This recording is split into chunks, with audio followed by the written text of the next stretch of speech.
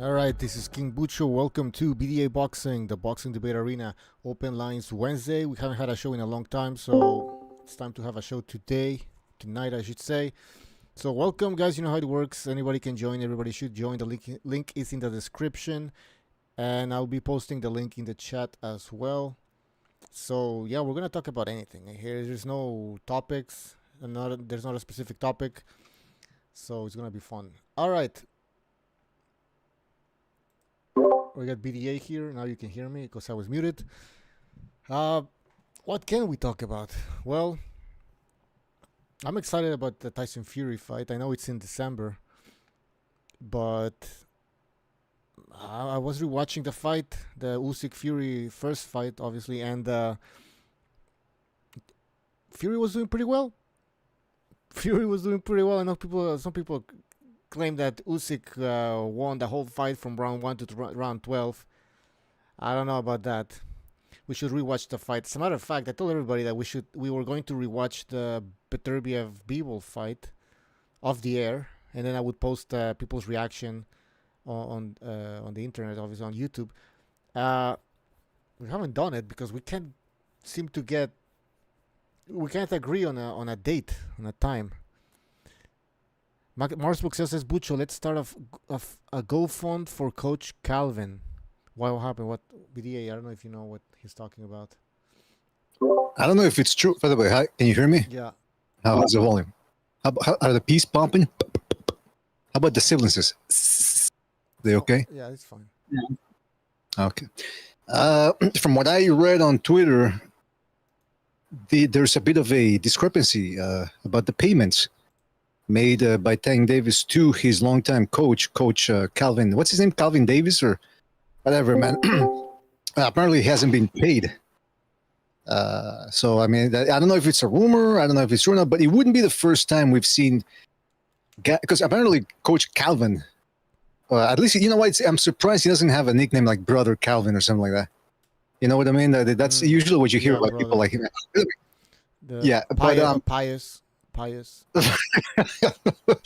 But apparently, and I don't know if it's true or not. Again, people can write whatever they want on Twitter, but it wouldn't surprise me because Tank Davis also recently posted something about complaining about the judge. Apparently, the judge is on his ass about his parole or probation. I forget the difference between the two. But yeah, but Bucho, I wanted to talk about. Maybe we can talk about the Fury Usyk thing later. But did you hear about the whole PBC $1 billion offer? Yes, I heard some rumors.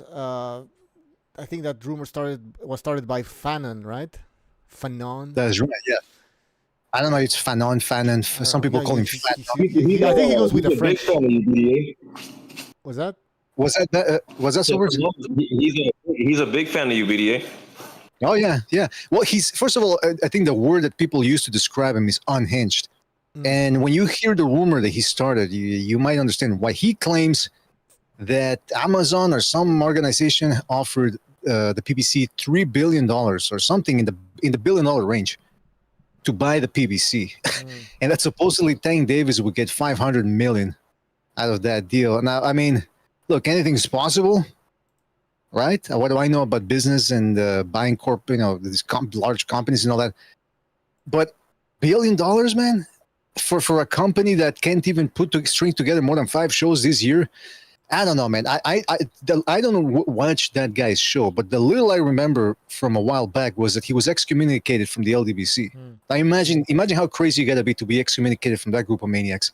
So yeah, and then he was lifting his shirt up, showing us that he's got a lot in common with Butterbean, and then he was using that the gun sign with the finger and putting it on his head. And the guy apparently he was losing his mind. Apparently he's still there. I don't know. Maybe he was just doing this to get some attention, get people talking. Like people in the YouTube boxing sphere, to throw his name around there. But I don't know, man. It's really. Didn't somebody ask him like, "What's your name? Is your name Fanon?" And he's like, "No, Fanon." I don't know. I mean, I don't care about that dude. But that's the other thing. He wants to make it sound French. Well, speaking of names, apparently he released his real name on that video where he was talking about. Crazy, man. Why would he come up with a huge lie like that? Because he's gonna get debunked. So maybe he's having a mental breakdown. I don't know. To be honest, I don't know. I mean, listen, this YouTube boxing community will drive you crazy. And if you are Well, that's crazy, maybe true. you should take a step back and yeah, because I don't want to see anybody do anything crazy. You know what I mean? You love crazy. Who else do we have in here? We have Gypsy Boxing Style, Never Sobers, So what's the topic, yo? anything you want. Okay, I think BD already mentioned about the rumor about Calvin Ford suing Gervonta Davis. Yeah, that's crazy. I'm What's not surprised. What's this pattern do with these PBC guys? It was Errol Spence, and now it's Gervonta Davis. They don't want to pay their trainers, bro. These guys have raised them since they were little Maybe kids. because they're broke. And that's another thing I want to say, Bucho. I also heard another rumor that Gervonta Davis was asking for $10 million to fight Lamont Roach, and everyone's like, "That's a crazy amount." He's asking for $20 million. Where did you hear that? I heard 6 million. I heard 6 million. I heard 10 million. I heard 3 million. I heard he's asking for more money than the Where fight's did you hear worth. that? Where did you hear that? Fanon. Different places, bro. I think Fanon said it. I think. I think I heard on different tweets and on different shows, bro. I can't put a finger down on it, to be honest. But I just heard that in general, he was asking for more money, and that's part of why the fight got pushed. And that would coincide with the fact that the guy Ford's like, why aren't you paying me? And he's like, well, I fucking can't. So Yeah. he might be trying to get more money. You know what I mean? I mean, You know what? This business, I've said it before, man. It's bad enough to be a professional boxer with the politics, and sometimes you don't get the fights you want, and all this and that. It's 2 times worse for the trainers because these guys take time out of their schedule. When they, especially the amateurs, driving these kids around, taking them to different states or here in Quebec, in Canada, different provinces, and you pay for the hotel, the accommodations, the equipment. You put in the time to get these people ready for boxing, but then they turn pro. And then what happens? Maybe another promoter comes in. He says, "Hey, maybe you should change trainers. I got a more competent trainer." Or maybe, the guy loses and his manager, these guys all have managers. I don't know what they need a manager for. Starts whispering in their ear, "You know what? Maybe you need maybe the reason why you lost is because you need to work on other stuff with another trainer." And then before you know it, they leave. I mean, Golovkin and Sanchez was the same thing. I mean, they were vibing. Abel Sanchez got him ready for the professional, turned him into a more professional level fighter. And then what happens? Money. And that's the other thing. If it's not the politics, if it's not a promoter or a manager swaying a guy away from his trainer, it's the money. So, man, the trainers, they have it rough, man. Was he trying to buy more bananas or something? Like, what's he need more money for? I mean, I don't know if he has his own gym or whatever, but it can get expensive, man. Especially if that's all he's doing, training people. And really, I mean, who else does Coach Calvin have other than Tank Davis? Take us his meal ticket, pretty much. Yeah, right. So maybe I don't know. The young up and coming Truck Simpson. Did you just make that up? No, I'm serious. Who the fuck is Truck Simpson? He got beat up by Vladimir Hernandez in Atlanta. Oh, on Pro Box. Yeah. Now I remember that. He was coaching that. Truck. Well, maybe Truck can come back from that. Maybe he can jump back from that loss he took. I mean, it's no shame losing to El Vampiro. That's how we call him over at Sobers' stream. The fucking, what's his name again? Vladimir Hernandez. He's got, you look at his haircut. He's got the widow's peak, like Dracula. He's a Mexican vampire. Yeah, right. Oh, I was trying to think. Speaking of Mexican vampires, man, like that DAZN is trash. Like, so I watched that Floyd fight or whatever. The best fight was the Fedora sister, whatever. Like, she had that excellent knockout, whatever. That was pretty good. But like that whole card was messed up. Like you see De La Hoya looking like The Rock with the shades, like his facelift in. Like when he cut the beard, you can see like where the facelift thing is at. Like it's like really crazy. Like DAZN really a sideshow these days, like bro. Well, you actually watched the female fight? The Ferguson sister, yeah. I mean, it's boxing. You know what I mean? Like I said, if they're lacing them up, I'm gonna watch it. But she's pretty good. She's pretty good. She's cool to watch. I mean, she should be in the WNBA, honestly. But yeah, I watched it a bit too. I was like playing a video game at the same time. I was watching it on my other screen, and for female boxers, both of them weren't even that bad. Especially Fundora. She has good fundamentals, so I mean, good for her. But I'm not into females boxing. But It could have been the most entertaining fight of the night. Believe it or not. Actually, there was nothing to watch on Saturday, so I watched it. But that was the best fight of the whole night. Yeah, because It even was the the best fight. Conceição, what's the other guy's name? I forgot. That fight was No, boring. Shaki Foster. Oshako Foster, yeah, that fight was boring.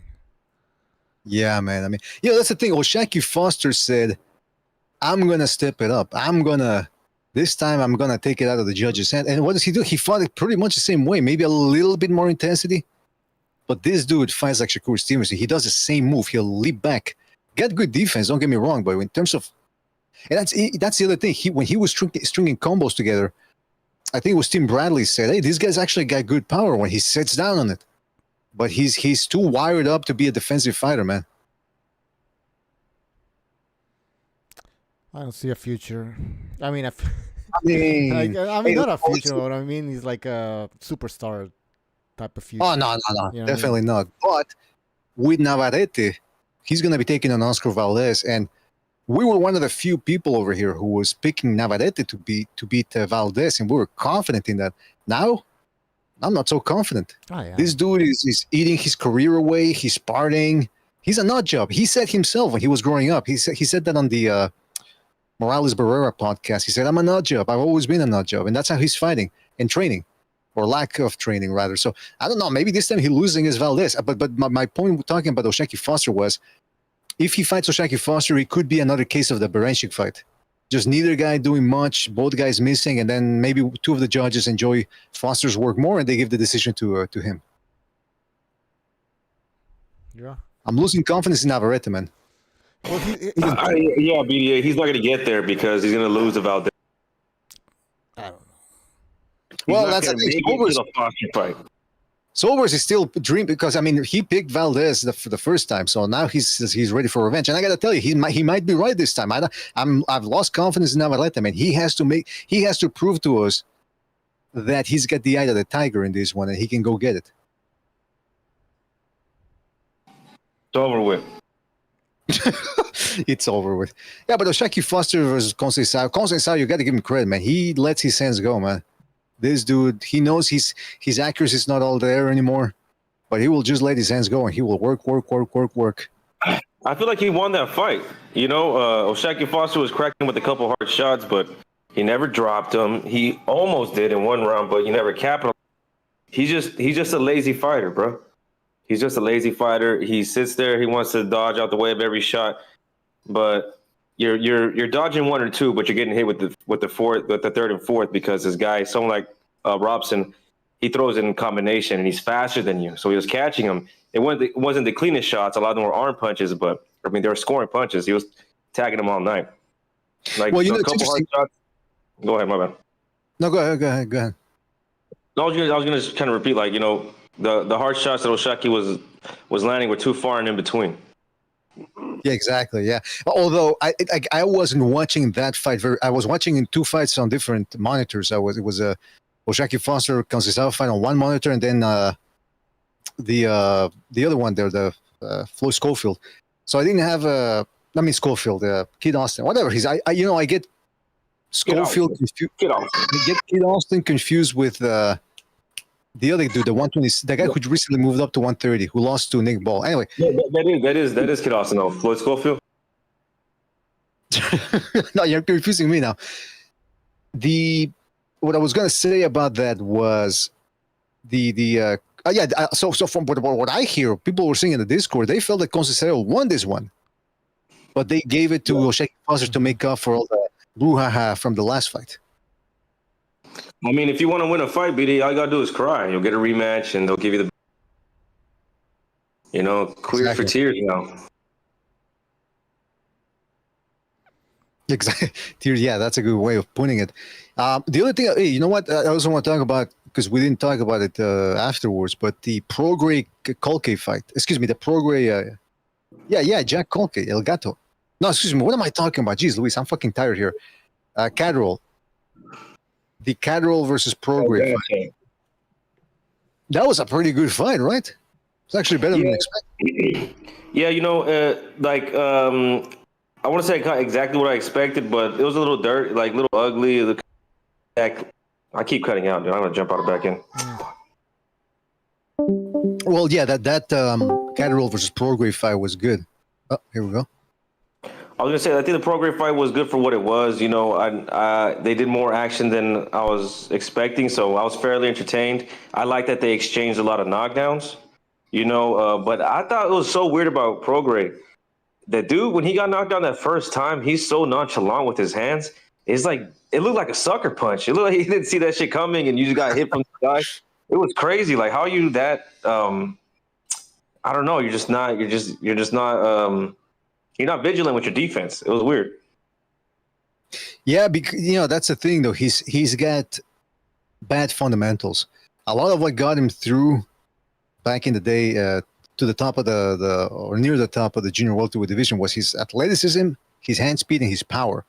Very good reflexes, very good agility, and of course, like I said, the hand speed and the power. But he never learned the fundamentals, and he was sort of he looked invincible after he beat Cepeda. He became the first guy to stop Cepeda. So then you're thinking, well, okay, this guy's one of the top junior welterweights. Then he looks horrible against Zorrilla, and then all of a sudden, Haney. And his father was there. Bill Haney was there watching the fight live. All of a sudden, they start rubbing their hands and go, okay, now we got to fight him. And Devin Haney just completely exploited the lack of fundamentals from Regis Prograis. And now, after a year afterwards of inactivity on top of that, against Catterall, I mean, he did pretty well early on. He did, but he actually started dominating in the middle rounds a little bit. And you're like, whoa, he's going to start to take over. And then Catterall turned it up, and Prograis just couldn't make it. But the thing about that too is, Devin Haney. Now I hope people start, because I know there was people out there, so-called reporters, going, "Why is Devin Haney so hated? He's such a nice kid." Are you seeing? Did you see what he was saying about Prograis after the fight on Twitter? He was being condescending. He ain't black no more, BDA. He was being condescending. He's like, "Oh, you got to retire now, Regis. Yeah. Go to BKB. I ruined him." That's what he said. I ruined Regis Prograis. Wow. This dude is insane, man. He's another Ryan Garcia, maybe not as bad in terms of his the outrageousness. But he's very religious. On the contrary, he's a Muslim Ryan Garcia. On the contrary, though, I would say this: like, I think Devin Haney is a nice kid, but I think he goes out his way to try to stand out. Like he does things just for the attention. Like I think if he was just like the quiet, nice mannered kid he was, then. I think that'd be better for him. But when he tries to play the villain role, like it's cheesy, it looks bad, and it just makes him, makes him like a pussy. You know what I mean? Yeah, maybe. That's a good point. Maybe he's been led to that point where he has to. But I mean, it was completely unnecessary to go after Prograis that way. I mean, because Prograis is the guy that called him out on the rehydration, 25-pound rehydration, all that. Now he's kicking him in while he's down. And so many people were. That's what I'm saying. A lot of people, when Haney was down, like, oh, stop making fun of him. He's still a world-class guy. It's like, well, he's making fun of other people too now. So, I guess that's just the way it goes nowadays on social media. It's a free-for-all. No honor. I mean, is there such a place? Has there always been a place for honor? I don't know, man. After a fight, yeah. No, it's not. It's not, because it's like, it's kind of like what girls do. Honestly, like it wasn't warranted. Like boxing was like there wasn't social media then, so like you had to say something to the guy right then and there or whatever. So it was a little bit different. But yeah, but the social media aspect does kind of water down. Yeah, social media's turned a lot of people into a garbage heap, or into walking pieces of garbage. But I mean, at the same time, it's a little bit entertaining. It's what we need. To keep the fire burning a little bit, but that was Catterall versus Prograis. Catterall. Now, who do you guys think Catterall could beat a guy like Paro? Two southpaws going at it. I don't know, man. Probably. I mean, I don't even know if Paro. I don't know if Paro beats Hitchens. That's coming up later this year, near the end of the year, and. I mean, you got Catterall. Who's the guy at the top of the? Oh, Haney's still there. Oh no! Excuse me. Didn't they say Haney's moving up to 147? So yeah. Gee, he might fight Blair Cobb, right? Right. Blair Cobb's. Hey, he beat his ass too. I mean, he's coming off that big win over three division world champion Adrian Broner. That's gonna be. Who has a better kid, BDA? Devin Haney or Adrian Broner? Adrian Broner for sure. We'll see if he can take that power. He couldn't take Ryan's. But can I jump back on that Schofield fight? You said you were paying attention to that one more than the other one, BDA? Yes. Because they're going on at the same time. So you seen Hiron drop him, right? And he had him hurt? Right. Did you also see that extra knockdown when his team was so discombobulated that they pulled the stool out when he tried to sit down and he fell on his ass? Yeah, I saw that. That was bizarre, man. I've never seen that That was before. a 10-7 round after that. Yeah, they should have scored that, man. 2024, hell yeah, guys. 2024 Trump, hell yeah. Oh, boy. Put it out there. You know what? I don't want to get political or whatever, but I don't want to get political or whatever, but Bucho, I in good conscience, I can't do a show today with everything that's going on in Israel. Everything that right now, there's a lot of protests. I don't know if you guys heard. Yeah, I'm There's concerned. protests going on in Israel, and I in good conscience, I can't. The motherland is in trouble, What's and that I just voice, man? that's my part of the tribe, boys. Ah. I'm part of the tribe. I see.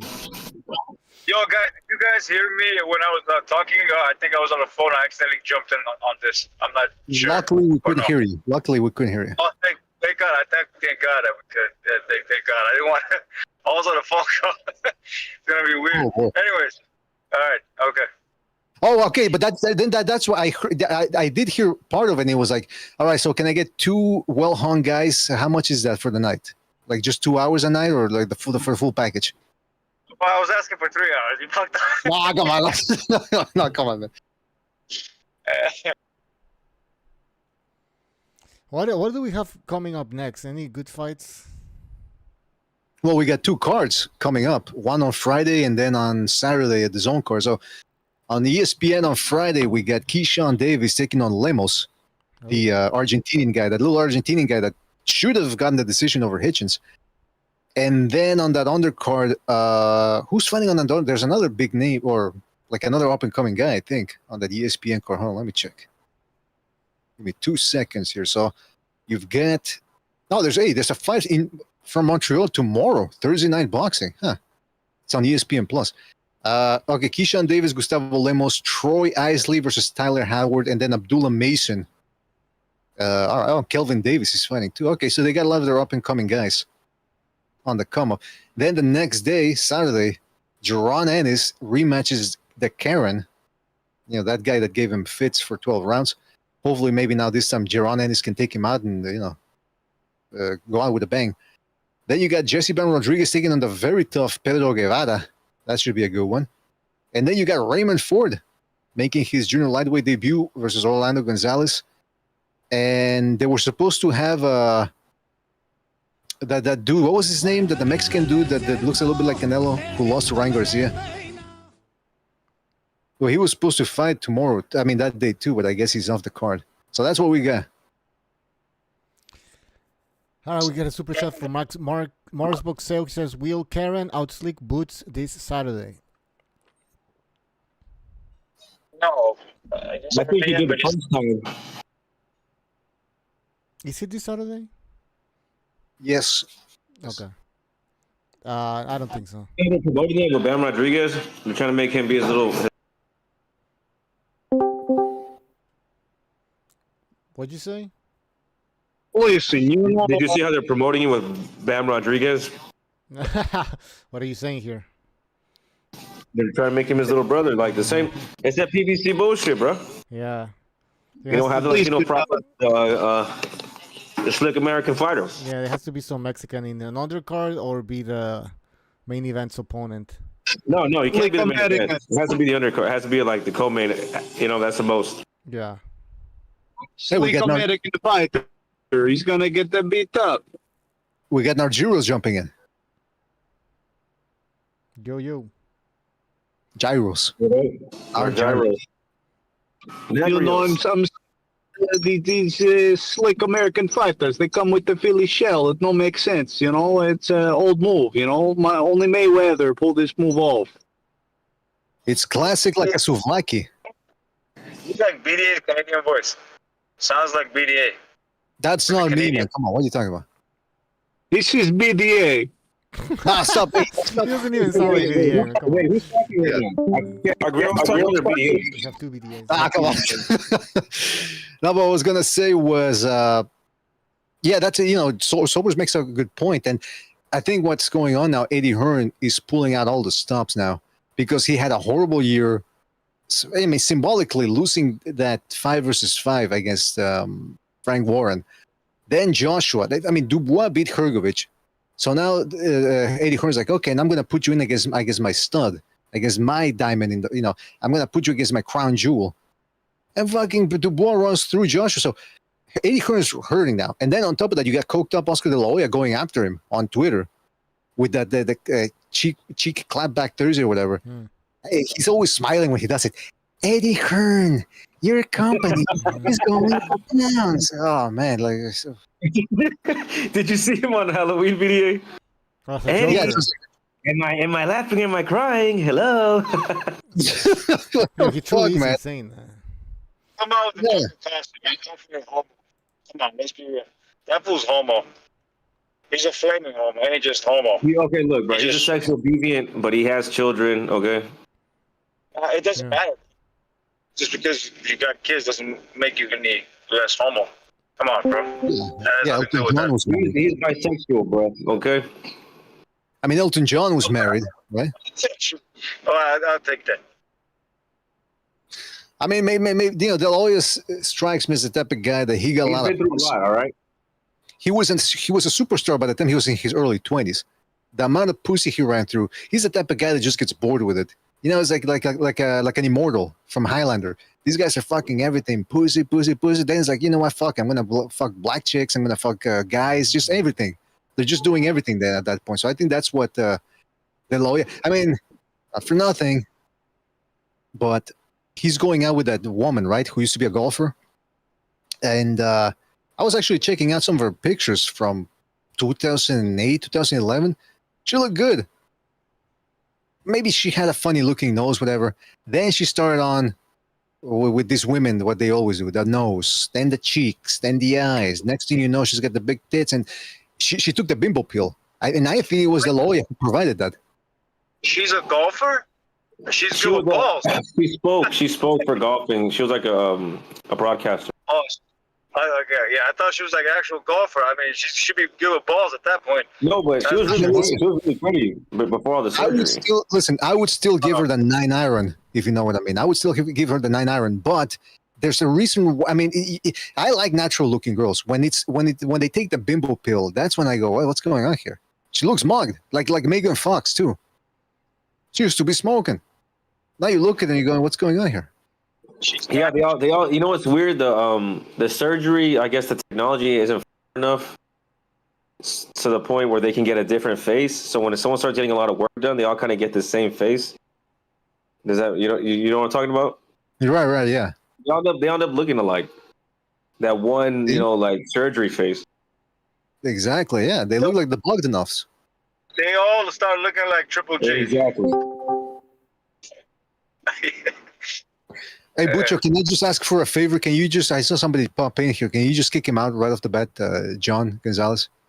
Okay, yeah. Yeah, thank you. Because otherwise the show's going to go off the rails, and we don't need any undesirables on this stream. We need to keep it pure. That's right. No, but, okay, so why do you start talking about that? I don't know. One of you brought up De La Hoya's girlfriend. I don't know which one of you it was, but I'm gonna forgive it. I'm going to overlook it. The point is, De La Hoya is really reveling in Eddie Hearn's demise. And so what Sobers mentioned about trying to do this, make Jaron Ennis and Bam Rodriguez a duo, I think it's a little bit of desperation. I think it's almost like, hey, we got a whole bunch of up-and-coming American fighters. And so and he's got Shakur Stevenson too now. He's stable, even though he's injured. So he's really trying to make a play now for the United States. And the guys like De La Hoya and Wolvarum and the PBC, they're not going to take that lightly. Well, you know what I think, BDA? Yeah. There's a subtle push, an attack on Eddie Hearn. You heard how Frank Warren and Queensbury's coming into the zone? That's right, yeah.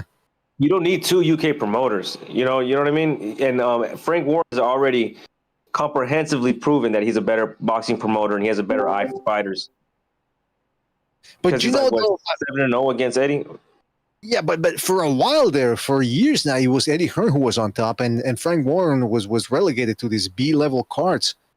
Yeah, didn't Warren just have Tyson Fury for the longest time? That's his only. Well, he only stayed in the UK. He wasn't really trying to branch out anywhere. And maybe this connection with the Saudis has given him the opportunity, money, the push that he needs. You know. Well, one thing's true. Yeah. All right, BDA, go ahead. No, go ahead, Gypsy. Go ahead. I was saying, guys, that Frank Warren's the shit, right? He's the most integrity based, has the most integrity from promoter. Where did you get that from? He's. What did he say?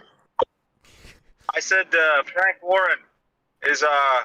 I told you guys he has the most integrity out of all the promoters. I'm not saying he doesn't lie. Of course he lies, but he has.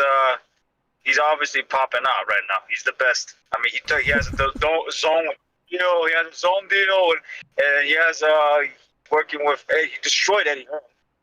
And let's be real. But why does that give him more integrity? Yeah, exactly. I don't get it, right? How much is he paying? No. Where are you going with that? I'll tell you why he has integrity. Based. I'll tell you why he has integrity. What the fuck? I'll tell you why he has integrity. He has integrity.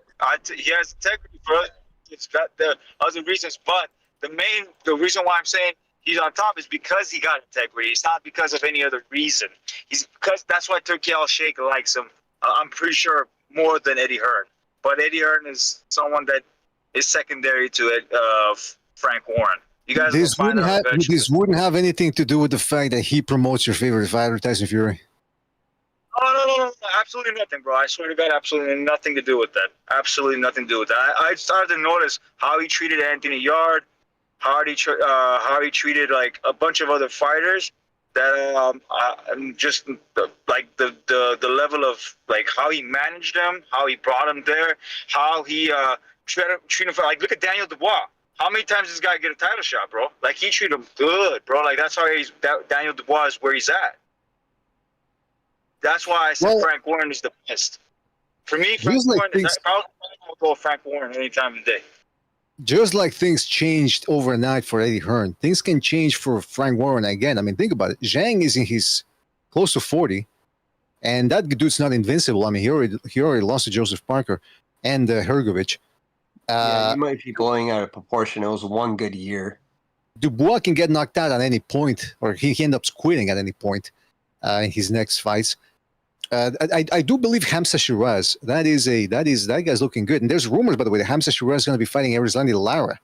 Well, I think Shiraz has a good style to finally get this guy out of boxing. Who else does he have? Oh, he's got Nick Ball. That's a good fighter right there. But so yeah, he's on the come up. But you never know when those guys lose, man. Maybe he loses 3 of those top guys, and then all of a sudden he's back to having to chase Hearn around. I don't know. I'm just, I don't, it was a bad year for Hearn, but I don't think it's going to be the end of him. It's going to take a lot more than that. He has assets outside of boxing. Like what Matchroom is, they have like fucking cricket and like darts and shit. So like this is like boxing's in addition to his portfolio, from my understanding. Frank Warren, I don't want to cast aspersions on the man. I hear he's got more than boxing too, if you know what I mean. Underground stuff. I mean, there's a reason why he got shot in the head. This dude can take a bullet. Illegal fights. He's a mafioso type individual. I can see that. I mean, but the thing is, with him, he's got Eddie Hearn's like second best from what I've seen, and Oscar and Bob Arum are like bottom tier when it comes to like the integrity they have with their fighters, bro. You see what Canelo and this integrity, man. Yeah. It matters, bro. Like I mean, like how they treat their fighters matters a lot to me. Like if you're gonna treat them like shit, you're gonna promise who's that Dylan White a title shot, Eddie Hearn, and not give him when he has an opportunity to get it with Anthony Joshua in the same stable. That's some fucked up shit. You know what I mean? I didn't see that with Frank Warren. Frank Warren, when he has that yeah. I remember him getting into litigation multiple times. I mean, I know it was a while back, but I know Joe Calzaghe left him. Ricky Haddon left him. Are you saying he's changed his ways, or? He lost almost maybe, an entire stable at one point. Yeah, it looked like. maybe he changed his ways, because I'm seeing different things from him that I wasn't like. Look, he's an old timer, but I wasn't born at some of these fucking events that, I don't know the drama that went on during those times, or him getting punched by Mike Tyson. I didn't know the whole thing between them. But for now, he looks like he's the guy, when what's his name? The two EU Bank and the other guy that the Nigel Ben's son, Conor Ben's situation. You would have never allowed that fight once they found out that Conor Ben's dirty. Then you would have never allowed it, and I know that for sure. He would have never allowed it because he got so much experience. He's like, dude, this is why jeopardize Eubank, my fighter? So you're saying Frank Warren has changed? You're saying Frank Warren has changed, and you're willing to take him back. You're willing to start over. I guess at this point, yeah. I mean, I'm willing to take. Well, I always looked at him as some kind of fox type individual. Like, he has that look of a fox, British fox, But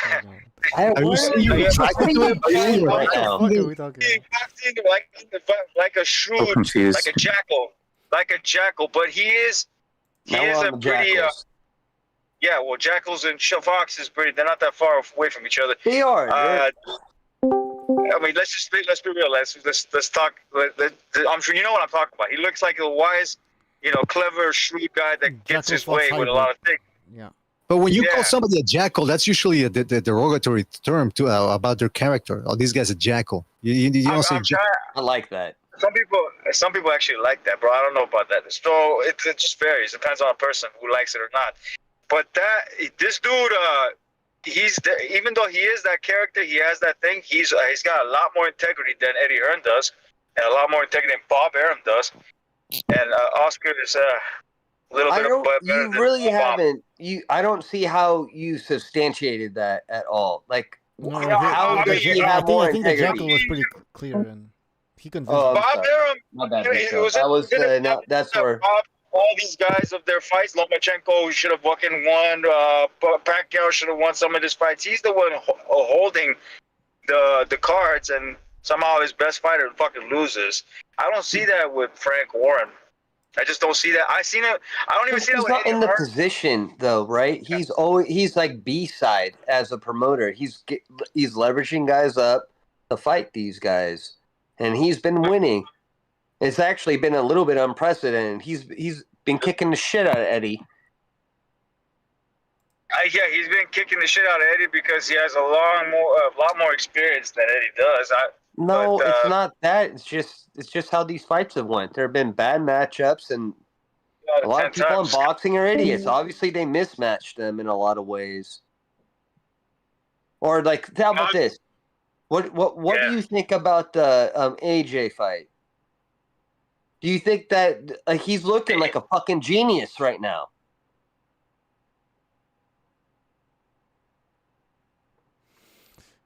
I mean, that was. I couldn't hear you. I couldn't hear him. I cut off on my end. Repeat that again. No, I said look at the AJ fight, right? He looks like a genius now because you threw the ball in there, and what?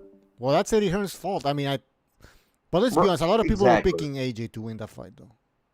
It seemed like not an easy fight, but a winnable fight that would set up AJ to fight the winner of Usyk versus Fury. And I mean, that's AJ's fault. Fuck. Well, it's either one or two things. Go ahead. I didn't have a pick for that fight with AJ and Daniel Dubois. I didn't know who the hell was going to win, but I felt like Daniel, he's the younger guy, and he might have a shot at pulling it off. But I didn't pick anybody for that fight. I didn't know who was going to win that fight. But I mean, I think the consensus was AJ was going to be the winner. I remember people talking about Dubois' mental strength. He lacked it, and the experience. It was a big fight, Wembley Stadium, and AJ had the advantage, and he didn't. So, I mean, I don't know. I don't think anybody picked Dubois. Oh, wait, no. El Tanque picked Dubois. He's right here. All right, you should jump in. Yes, sir. Yeah, what did you say? You even said stoppage? No, I don't remember. No, I did. I thought he was gonna beat him up because AJ was on you can say a tune-up streak. I mean, everybody thought he was back because he knocked out Francis, but I mean that's Francis, bro. Yeah, Like what the exactly. hell? He's That was a good an read. MMA fighter. Yeah, that didn't make any. Yeah. That actually fluffed them up, I think. Like, And it then made him- it wasn't like he just walked through what's the white dude's name? The one that Wilder knocked out first? Hellenius? Yeah, bro. Like he didn't walk through that, dude. He struggled quite a bit. Right. That was Derrick James' fault, I Also, think. there was also Wally. That's why the hype was like so much. Well, he stopped Wally, and Wally didn't want to get off the stool. It wasn't just Francis wasn't it. Francis was made by Tyson Fury to make AJ look good, so they could have a big fight. But it turned out to be fucked up for him because he just lost 150 million off that. I don't think that AJ versus Fury fight's gonna ever happen. Just thinking, I don't think it's gonna happen. There's no point. AJ's talking about retirement, man. Yeah, He's well, I think broken. it will He's happen, gonna- especially if Fury loses this fight coming up. I think the fight will happen. It makes sense. Yeah, somebody. It's so I read an bad. article on that. On some, I don't know where I heard this. That they still, Eddie Hearn still wants to make that AJ Fury fight, no matter what happens with Fury, whether he wins or loses. Yeah, I mean, So that's why What do you they don't, that's why Eddie Hearn doesn't want the rematch with Dubois. He wants to avoid that shit. Wouldn't you want to see him with Wilder though? Because I think that's a 50-50 fight, I bro. think- To be completely honest, I right don't now. know. I think Wilder is completely off the. I don't think you get Yeah. anything for that like you would have. Well, Like if you would have asked that question like 3 years ago, yeah, you would have. That would have materialized something for you, but not now. I don't know. I watch it just like I watched Amir Khan and Brooke. Oh yeah, I remember.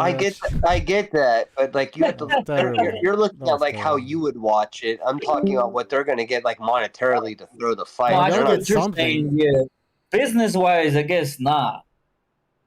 But who There's knows, a- bro? He's heavyweight. I mean, is so- Wilder even training at this point? What is he doing? Is he retired now? Or?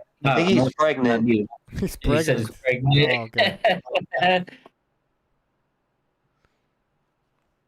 Hey, I think Parker's the dude to stop Dubois' run. I mean, they're both on a run. I wouldn't be surprised. Yeah, Parker needs a title shot, bro. What is he like on a 6-fight win streak? And his last two opponents, Big Bang Zhang and fucking Wilder, bro. Because nobody thought Wilder was done. I didn't think he was Well, at that time. I thought it was still kind of Wilder. I thought he has been done for years. Yo, guys, he got dropped by Zhang, but he got back up. I mean, I don't know. That was like I would have given another shot for Wilder to continue. How many times has that fool been dropped? He got up and he continues. Let him go for a few more rounds. That would have been he interesting didn't do with Zhang. shit though. Oh no! He Wait, was you landing mean shot. Wilder against? No way! Did you see how he went down? Zhang What are you flatlined him. crazy? What I know he wasn't like completely out. He It was didn't out. look like it. What? Bro, He he was was out. out. He's talking about Wilder's Like, you You didn't would side. go like back them to back here. prop him up and have him kill him? Like, what are you talking You're about? crazy. AJ was out. AJ was out, bro. AJ was fucking AJ was couldn't even out. get So back was up. Wilder, man. Look at that knockout. Wilder- Yeah, but he got back up though. So what? He He got wasn't back there. up, Just right? because you get back up, you gotta. That's why the ref looks into your eyes. He tells you to walk forward. To see. He did walk forward. He did but- both, yeah, all but that he- shit. He just but you played don't- it off. It He went, looked at his face, man. He was, and Wilder didn't even complain. He didn't even complain. He was out of it. this is not the step for it. The only time he complained was against Fury. He already knows the gist. He doesn't complain anymore. He's like, fuck this shit. Okay, That so one. that's why. Okay. Yeah, he's not gonna do that No, anymore. but I listen, mean, Wilder's one- done. I'm not even interested. I think AJ destroys Wilder. I don't even think it's competitive. Ooh, you think so, bro? Oh, I think absolutely. it's even, bro. I'm not gonna lie, because I don't think AJ has a chin. I think No, I he think has a it's around chin. like a 60-40 fight to AJ. Wilder has a chance. I mean, I've never seen If AJ. Yeah. Look, if AJ don't fight Wilder, man, I'm gonna. My prophecy will be right. AJ has avoided Wilder for forever, and he will always Oh, forever. Jesus. That's it. It will be right. I said there's two people that AJ will never fight, and that's Fury and Wilder, and it's gonna come out true. Eventually, my prophecy is gonna come out true. Apparently, I don't know. I'm gonna be a Nostradamus. This fool's not. Yo, They're Jim, not shut a up, shut up. prophet. Bucho, I just wanted to say, Bucho, I just wanted to say you Browns showed up, last night, so very good, and the nightmare is over, Bucho. No! That's all I had to say. I wouldn't be B. celebrating, but Hey. yeah, go ahead. Who do you guys have tomorrow night? Tomorrow? What? Yeah, Who's fighting? because Ulises Iglesias is fighting this Ukrainian dude that's pretty damn good, bro. I have no idea. I don't even know this Ukrainian guy. They're 168 pounders. Iglesias is that dude that supposedly beat David Morrell in the amateurs. He's been knocking out. I think he almost killed Senai Beko's last time. He's been knocking out people like cold. Oh, I don't know. I'm gonna watch it then. Seems interesting. Yeah, that's tomorrow night. Tomorrow night. So what's he's your fighting. prediction? The favorite is Iglesias because nobody knows the other dude, but I like the other dude to possibly upset him, bro. He's very good. In the chat, Quentin says his name is Ivanov. Yeah, Petro Ivanov. He's pretty damn good, bro. Skill wise, if he can take the punch, bro, he's gonna pull an upset. The dude is rugged. He's very fundamentally sound, bro, and he has that Ukrainian in and out type of style. He's short though for the division. He's like a Canelo. He's like a Canelo height. But the dude is aggressive and he has power, bro. He's on a knockout streak. He's undefeated. And Iglesias is another dude that's is a 68. He got a lot of hype behind him. The dude is sleeping people. Interesting. I'm gonna watch that shit. Yeah, because there's some big names. There's some big fights at 168. No, big names, I think. Interesting names. Yeah, Iglesias is one. That's one dude that he has the hype now behind him as another David Morrell type of Cuban killer. Is that 168 you guys talking about? Yeah, 168 pounds. Okay. That's tomorrow now. Yeah, we got a lot of boxing this whole week, bro. I'm waiting for the big fights, though. I know I sound like a casual. I mean, these fights are interesting. We mentioned Boots Waiting for the fighting. part, huh? I'm in the same boat, Bucho. Who gives a fuck? I mean, like, Butsen is fighting. I mean, okay, he's fighting Karen again. He better look good this time around because he looked terrible in the first He needs fight. to stop him. He needs to. Oh yeah, of course. Because that's what Butsen is supposedly, right? Is this knockout artist? And I like him. I'll be honest with you. I know a lot of everybody on here don't like. I think he dresses like a fucking pussy, but like for boxing skills wise, he does have. I think he's pretty good. He just needs to.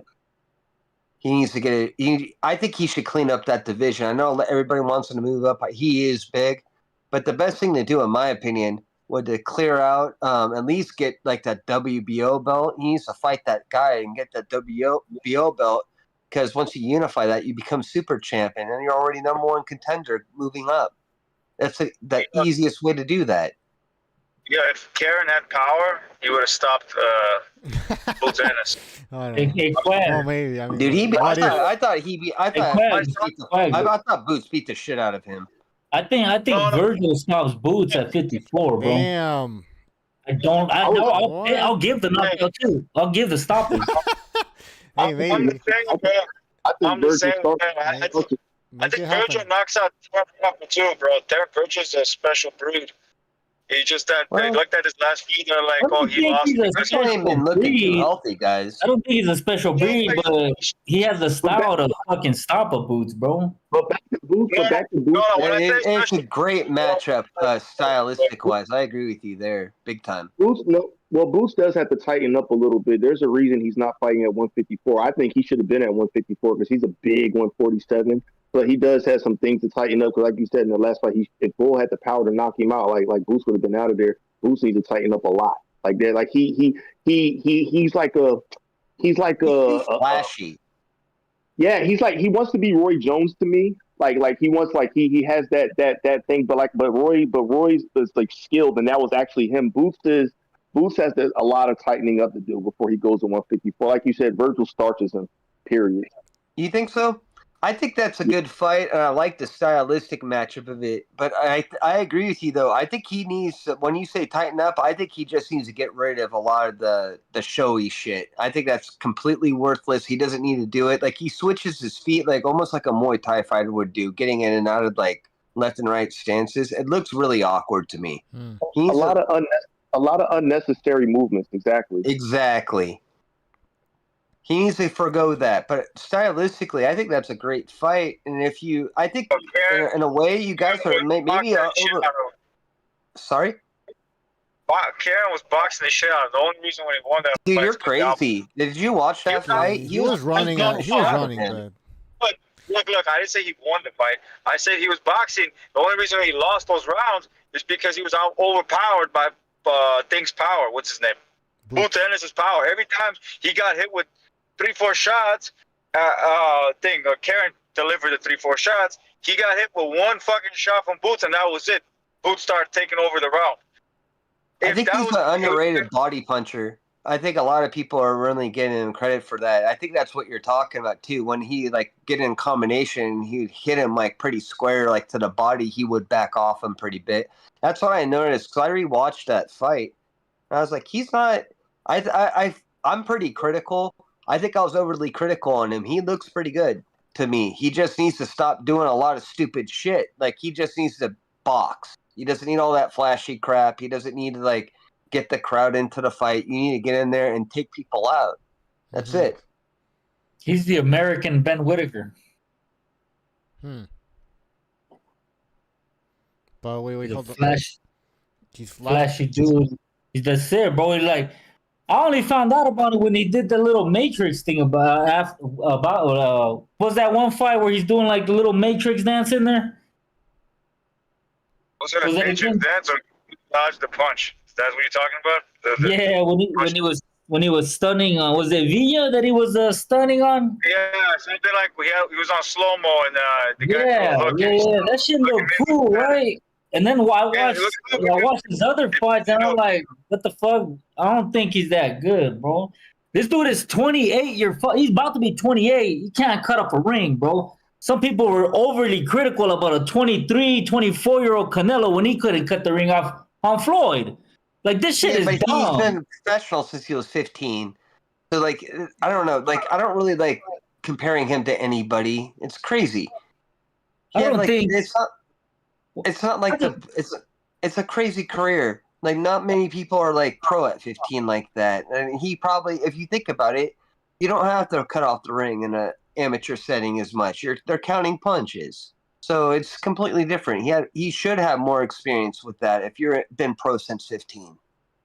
Yeah, but this dude is 28, bro. Bro, just stop censoring me, you fag. The fuck's happening? My bad. Hell? Sorry. Are you on your medications again? All right, let's read a super chat here from Mars Boxeo. Thank you for your super chat. He says, thoughts on P. Diddy Turkey Ring Magazine announcement. Monster Inoue folded and is getting manhandled in Dubai. Yeah, what's the thing with Turkey and Inoue? He's fighting now in Dubai, right? In Dubai, sorry. Why Dubai? Hey, you think he's gonna fight Bam? Because Bam in a recent interview he kind of said, bro, that Inoue was the name that was which weight? He would have to move up eventually. I mean, I don't think Inoue is coming down. You're not going to move down. You don't move small guys down. Bro, don't destroy Bam by putting him up against Inoue. I would prefer Inoue versus the Nakatani kid, man. That Nakatani dude is perfect for that. First time I saw him, yeah, I forgot his first name. Nakatani something. I forgot. I know who you're talking about. God damn, dude. That guy's dude huge. is perfect. I know, but it's perfect, bro. I think he's a division below him or above him. I forgot. I thought you were the other guy. Who's the other Japanese dude? Yeah, Japanese. Oh man, that is a banger, bro. That's the one I wanted to see when I first saw Inoue. I saw this guy, then I saw Inoue. I was like, I want to see these two guys fight, but I was like, Hey, when that time which comes. one though, bro? Because they all look alike to me. You gotta, They all. you gotta give me names. Nakatani, bro. The Nakatani, man. The Nakatani dude has power, got good fucking skill. Like, he's kind of maybe like, defensively leaves himself open a little bit, but that's where I think Inoue would have a little bit of success. But I think he has a chance of knocking out Inoue. He has the chance. I see Hey, it hold on, bro. happening. But 'Junto. Junto in the chat is saying Junto. Yeah, Junto Junto, Nakatani. yeah, Yeah. that's his name. He's That's the guy, man. good, right? But I don't think he can fight off the back foot. And he carries power, but that's because he has like this wide stance. He kind of, I don't know, it's weird, right? So he gets low because he's a tall guy, but He's like, matching. He's matching his height. Yeah. yeah, so he wide. His stance is really wide, so I don't know. Like I have to see him fight off the back foot and then still carry power. Most guys that are wide like that, they can move in and out really well, but they can't move laterally because, as you said, their feet are so wide. How can you go side to side that when your feet are that spread out? Yeah, so I believe he's kind of a little overhyped. The dude, like I can't find someone on his resume that tells me you're like at an Naoya level. You know what I'm saying? Like there's nothing in there yet. If he's smaller, Inoue is smaller than him, so I still, even if Inoue loses to him, I think Inoue is better than him. It's a good fight for however long it lasts. Oh man, yeah, it's a good. That's a banger fight. That's what I want. I don't want to see Bam. Bam will get destroyed by Inoue, bro. I like Bam. Hold on. Dude, The reason it's a banger with all of these guys is because they're all southpaws, and Naoya doesn't look the greatest against southpaws. Nettie I think he does okay. Like look at his best punch. His punch selection is a straight right cross and a left hook. But when you compare his performances against southpaws, they're lesser than. I mean, he still wins, right? But they're lesser than when he fights orthodox fighters. Like the Tapales fight, bro. That shit was a really good fight. Tapales was a southpaw. Nettie surprised them. Nettie was a southpaw. Dropped his ass. Like he's only fought about. Would you say that was more of a size discrepancy? No, bro. That wasn't a heavy shot. You know, that was more of like a guy like kind of like hitting you clean and like you're kind of getting like leveraged off your feet. No, that's a defensive flaw. That is no anything else but that. That's a defensive flaw where he probably sleeping for a few seconds and he got caught with that shot because that shot was ridiculous to get hit by. At his caliber, he should have never got hit with that shot. If he got hit with a shot like that, he should have been through a combination, not the first shot that came through. Hey, but Tapales hit him with some shit too, where I'm like, hold up, bro. Like you kind of struggle with these southpaws and they land shit in you. I thought Nettie had a chance, bro. I got called in here too. I believe he could have won, but the dude, then Nettie didn't bring anything else but that. Like his game plan worked, and then he didn't know what the fuck to do after that, bro. You know, I think what everybody up with him is the foot speed because the power is fine, and especially as moved up in weight. Like obviously, most of these guys are like, well, he probably hits as hard as I do, so the power is like comparable. Maybe it's a little big for what he is, but I think the way he jumps in on people, it's surprising. Bro, and when you get hit when you're not ready, you know how that goes. That dude is very skilled, man. When I started, like, I wasn't a fan, right? And then I would watch some of his fights, and I'm like, damn, this motherfucker's good. He's very disciplined. And then when he got dropped, and then he gets up and adjusts and just dominates. I'm like, yeah, you a bad motherfucker, dude. The Donaire fight actually is what gave me, whoever was talking, I didn't mean to cut you off, but real quick, the Donaire fight is what gave me the respect for him, like, because that, like, he really broke a piece of his face there, like, he had a bone broken in his face. He's like, I need to figure this out, and he got back up and did it. So it's not like he's just show like a glass cannon, so to speak. He's a real fighter. Yeah, he's a bad dude, man. People are saying in the chat that Inoue stops Bam. I don't even want to see that fight, to be honest. The chat is that. 100%.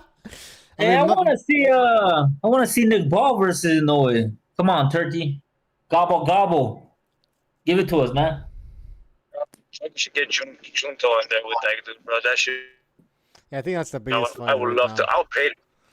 Japanese Junto Nakatani versus Inoue, or Inoue versus Junto Nakatani. Hey, you're telling me this is like fucking Goku versus Vegeta, right? Oh. Yeah. Yeah. First time I'm paying for a Japanese fight. I will literally pay for that fucking fight, bro. It's this Goku versus Vegeta, bro. It's Goku versus Vegeta. Exactly. I got a pound for. I just made it a couple, like, was it like a month ago? It came to me in a dream. But you guys not covered. Oh boy. You want to hear it? No. Go ahead. You want to know? You want? Go ahead. How do you want? Okay. I said, okay. Number one is a bitter bitch. Okay. And that's not argue. Okay. I'm just saying, bitter bitch is number one. Number two is Bivol. All right. And then number three is Usyk. And number four is Canelo. Well, Canelo's on. Yeah, I know, right? It's crazy. The crazy one. Talk about white pride. Yo, Talk about I'm running it down. I'm running it down here. Beterbiev. Number five is Inoue. Okay. And number 6 is Terrence Crawford. Number 7 is Jack Catterall. Number 8 is Bam Rodriguez. Dude, I was Number about to 9. say you're about to summon Dirk with this list. Here you are. Get some of the fuck. Oh well. Number 9, I got Tio. Tio. Number 9 is Tio from Lopez. Before you finish this list, what is this list? Pound for Number pound. 10, I got Tank Davis. Yeah, I got him. Okay, you're joking. Nah, now you're joking. These guys are joking. Because he's a small guy, and it makes sense. The only reason why Tank I have him number 10 is because he hasn't done shit. If he had done shit, he would have moved up. He hasn't done shit. Terrible. Alright, hold on. Let me just. Hold on. You said Beterbiev 1, Bivol 2, Inoue 3, and then number 4. What's How do you number? have Tank over I Taraji? didn't say Inoue 3. I said Usyk 3. Inoue was Usyk's 3. Because Why? Bivol, On the list if he hasn't done shit. listen. Okay, guys, can I see? Can I explain myself with this horrific top list? Let me explain myself. No, listen to me, guys. Listen, the reason why I picked Bivol over Usyk, yes, Usyk is a 2-time undisputed, but the only reason why I picked Bivol is because to me, Bivol is a much better technical fighter than Usyk is. That's why. Wait, And not just for Bivol, compared to Bivol. Even if I compare Lomachenko at his prime, Bivol is better. Because he's better at shooting the best at what he does. All right. At what he does. At what he does. And that's not get hit. And hit back. He's really good. He survived. You talked about his great plus minus. It didn't show up in the Beterbiev fight, dude. That whole copy box bullshit wasn't real. Usyk got dropped in 3 rounds, bro. What does that matter? What does that matter? Can we leave heavyweight off the pound for pound list though? Like Bivol is a top fighter, but to sit there and say he's like a top 3 fighter in the world is ridiculous. I do respect him. One and 2, bro. Beterbiev 1. Number 2 is Bivol, and then That's insane. wait, what's number 4? Who's number 4? Number 4 is Canelo. But I don't know how good is Canelo at his best. I'm gonna say Canelo at his best. Canelo at his best. I don't know how good Canelo is right now. Canelo's kind of looking. I want to ask him this one question: how is Beterbiev the head of this guy when Usyk is undisputed in like? I tell you what, because Beterbiev fights guys, you might think of him as a juggernaut that's big and strong compared to everyone else. But guess what? The guys in light heavyweight are fucking cruiserweights. And he's beating the shit out of him. He's actually a 6 foot guy fighting 6'3", 6'4" guys that are clearly bigger than him and out muscling and out powering him. Excuse me, Usyk is a cruiserweight. That's the whole thing they destroying him. Hold up. Usyk is a cruiserweight that went through the heavyweight. So that's again like. That's why I got Usyk as number was it 3? I got Usyk as 3. Wait, Gypsy, aren't you supposed to be like pro white and you're having like a half gook white guy over Usyk and Lomachenko? I thought you were pro white. The fuck is this? There's one too. You have one too many colors on that list. How do you have Tank over Taraji on a pound for pound list? Who's number 8 and 9? I mean, 8 and 9 was 8 was Jack Catterall, the true undisputed, by the way. No, you said out 7. Okay, so Bam Rodriguez. No, that's Jack Catterall. Yeah, 7 is Jack Catterall. 8 was Bam Rodriguez. okay, and And then then 9. 9 Lopez, and Tank was the last one. Tank was number 10. That's the last. Holy shit! Terrible. I should have. How would you put Tank on there though? I don't understand. You said earlier he didn't do shit. How can he make a pound for pound list if he doesn't do shit by your own criteria? That's crazy. Yeah, I did it because I think eventually he will do shit. That's why I put him on there. But you don't do that. You would, oh my god, this is crazy. Eventually he'll do shit. That's why I put him on 10, bro. I that's know, what I'm but saying. you can't give people credit for shit they haven't done. I know, but what can I do about it? That's what. That's my Well, you list. could change your goddamn mind and do something that makes sense. What? I'm gonna put Estrada in there. There's not 10 fighters in the world better than Tank Davis. He should be on the God pound. damn it, Dirk. Wait, why is Lopez still there though? Why is Lopez there? Because I know you have Catterall there because he technically defeated Josh Taylor, and then Lopez. He also beat Taylor, but he beat Taylor after he should have lost to Catterall. But Loma lost to Loma, so he beat Loma. I don't care what Loma says. My shoulder was this. My balls was that. My yeah, well, that was toenail 50 years this ago. way. That was a long time ago. Like, that doesn't carry all the way. Oh man, he did definitely beat. He beat him and went up and then beat Josh Taylor. I know Josh Taylor was beat the fuck up by Catterall by then, but that doesn't matter. He still What beat about him. losing to Cambosos? So I give him. Nah, you shouldn't give him too much shit for that. He was 22 or 23. Cambosos, yeah, that was probably a hiccup, or maybe Cambosos, that was his best time of the. I mean, Tio's right there at 10 or 11 on the pound for pound list. He's like right there. You should have him at 10 or 11 for sure. I mean, what about Catterall? Do you agree with Catterall at 7? No. I don't mind Doesn't make Tio sense. being. So, yeah. Sorry, go ahead. What? You're cutting off, man. All of them. Fucking cyborg. Sorry, so yeah. In the chat, health is I'm a wealth. robot. Health is wealth. He's saying, how is Opetaya not top 10 pound for pound? No, he hasn't fought anybody. He's untested. Well, He's I got a don't- unified. He's not even Cerno- unified. Has he Cerno- unified? I don't even. No. Yeah, Opetaya's big, man. That's why I put Opetaya. If I put Opetaya in there, I'm gonna put Fury in there somewhere too. But I'm not. That's stupid. No, I'm not putting It's Opetaya a in there. pound for If pound. Zerto He's unifies, the he should be biggest pound for pound. motherfucker. If he unifies, Zerto should be on the pound for pound list if he unifies. I know Bucho hates him because he lost to Bivol. Brown hate Bucho, but yeah, he needs to be on there if he Zulu's wins. terrible, man. I'm not even ashamed that he's Mexican. You would play Zerto on the pound for pound Brown list? hate me. I don't forgive that shit. No. Brown say that? hate me. Why would you? No, explain it to me. Why would you put him on the pound? You're pretty good with why. Oh, he's I'm- unified. Yeah, if he unifies against Chris Billum Smith, who Avengers only lost to Rakapor, and it's had like 2 title defenses, he should be on there, in my opinion. Okay. He won at 68. I'm not saying he's gonna be a top 5 but he should be like in the Yeah, like lower French end. Well, of it the top depends if he 10. moves up to heavyweight eventually, which he might. He 11, will. 12, 10, 11, 12, 13. He should be somewhere on that if he wins his next fight. Bucho, did you lose money on him? Why do you hate Zerto so much? No, just the way he fought against Bivol. He fought terrible. He fought like a bitch. He fought like a bitch. Bucho's jealous because he's like a tall Mexican. He doesn't Yeah, I like think that's that. what it is. I think you're onto I'm something. like, fuck, Fags. man. I hate that guy.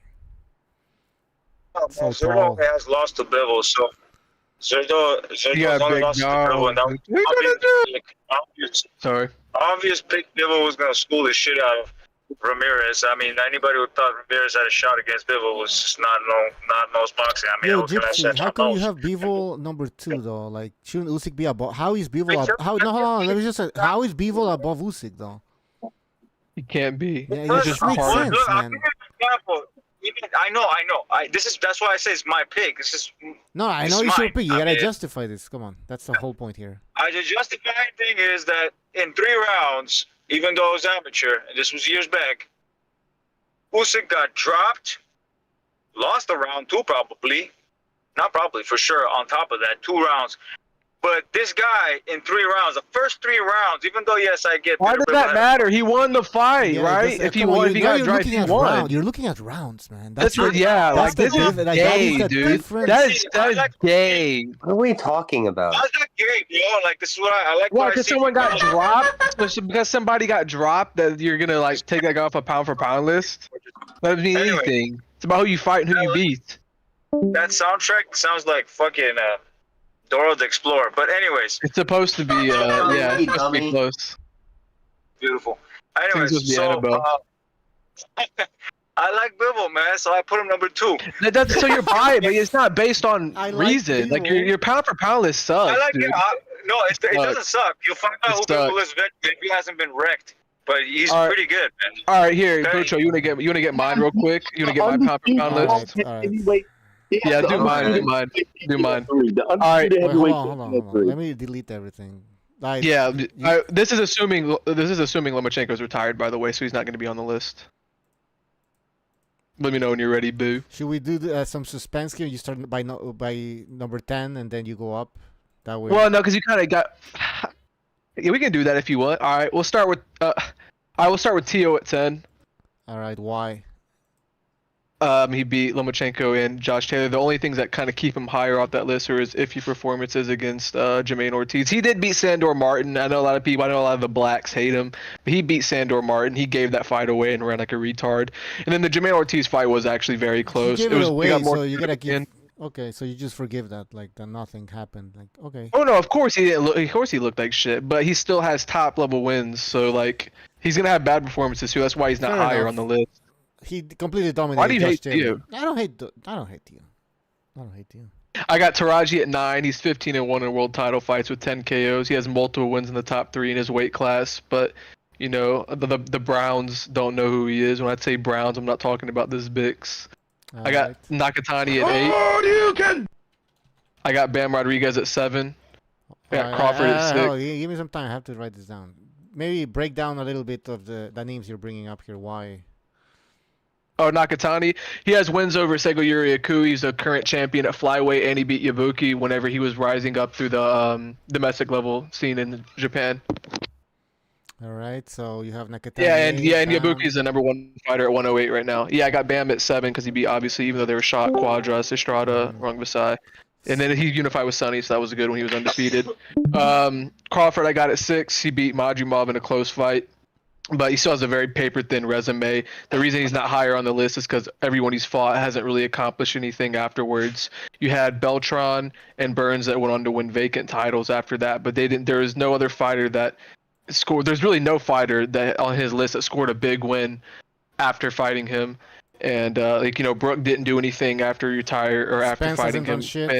Yeah, Porter retired. These guys were on their way out the door. Mean Machine got knocked out by Ortiz. Yeah, that's a good way of analyzing these fighters' resumes. What did the fighter do after, right? Exactly. Yep. Yeah. No, that's just good. And he's never fought somebody substantially bigger than him, giving up height, weight, and reach against a guy with boxing skill. Because someone like Murtazaliev, Boachuk, Virgil Ortiz, those are the kind of names he needs to be like 1, 2, 3 pound for pound, and what actual pound for pound is not like a blacklist. In the chat, you know what I mean? In the chat, Warrior Way saying Taraji is good, but not pound for pound. Ha ha ha! I guess we just say pound for pound for anyone we like. They don't know. See, he doesn't know what he's fucking talking about. I literally just said he's 15-1 with 10 KOs in world title fights. He's avenged his only loss by knockout. He's got 12 title defenses across 2 reigns at 108.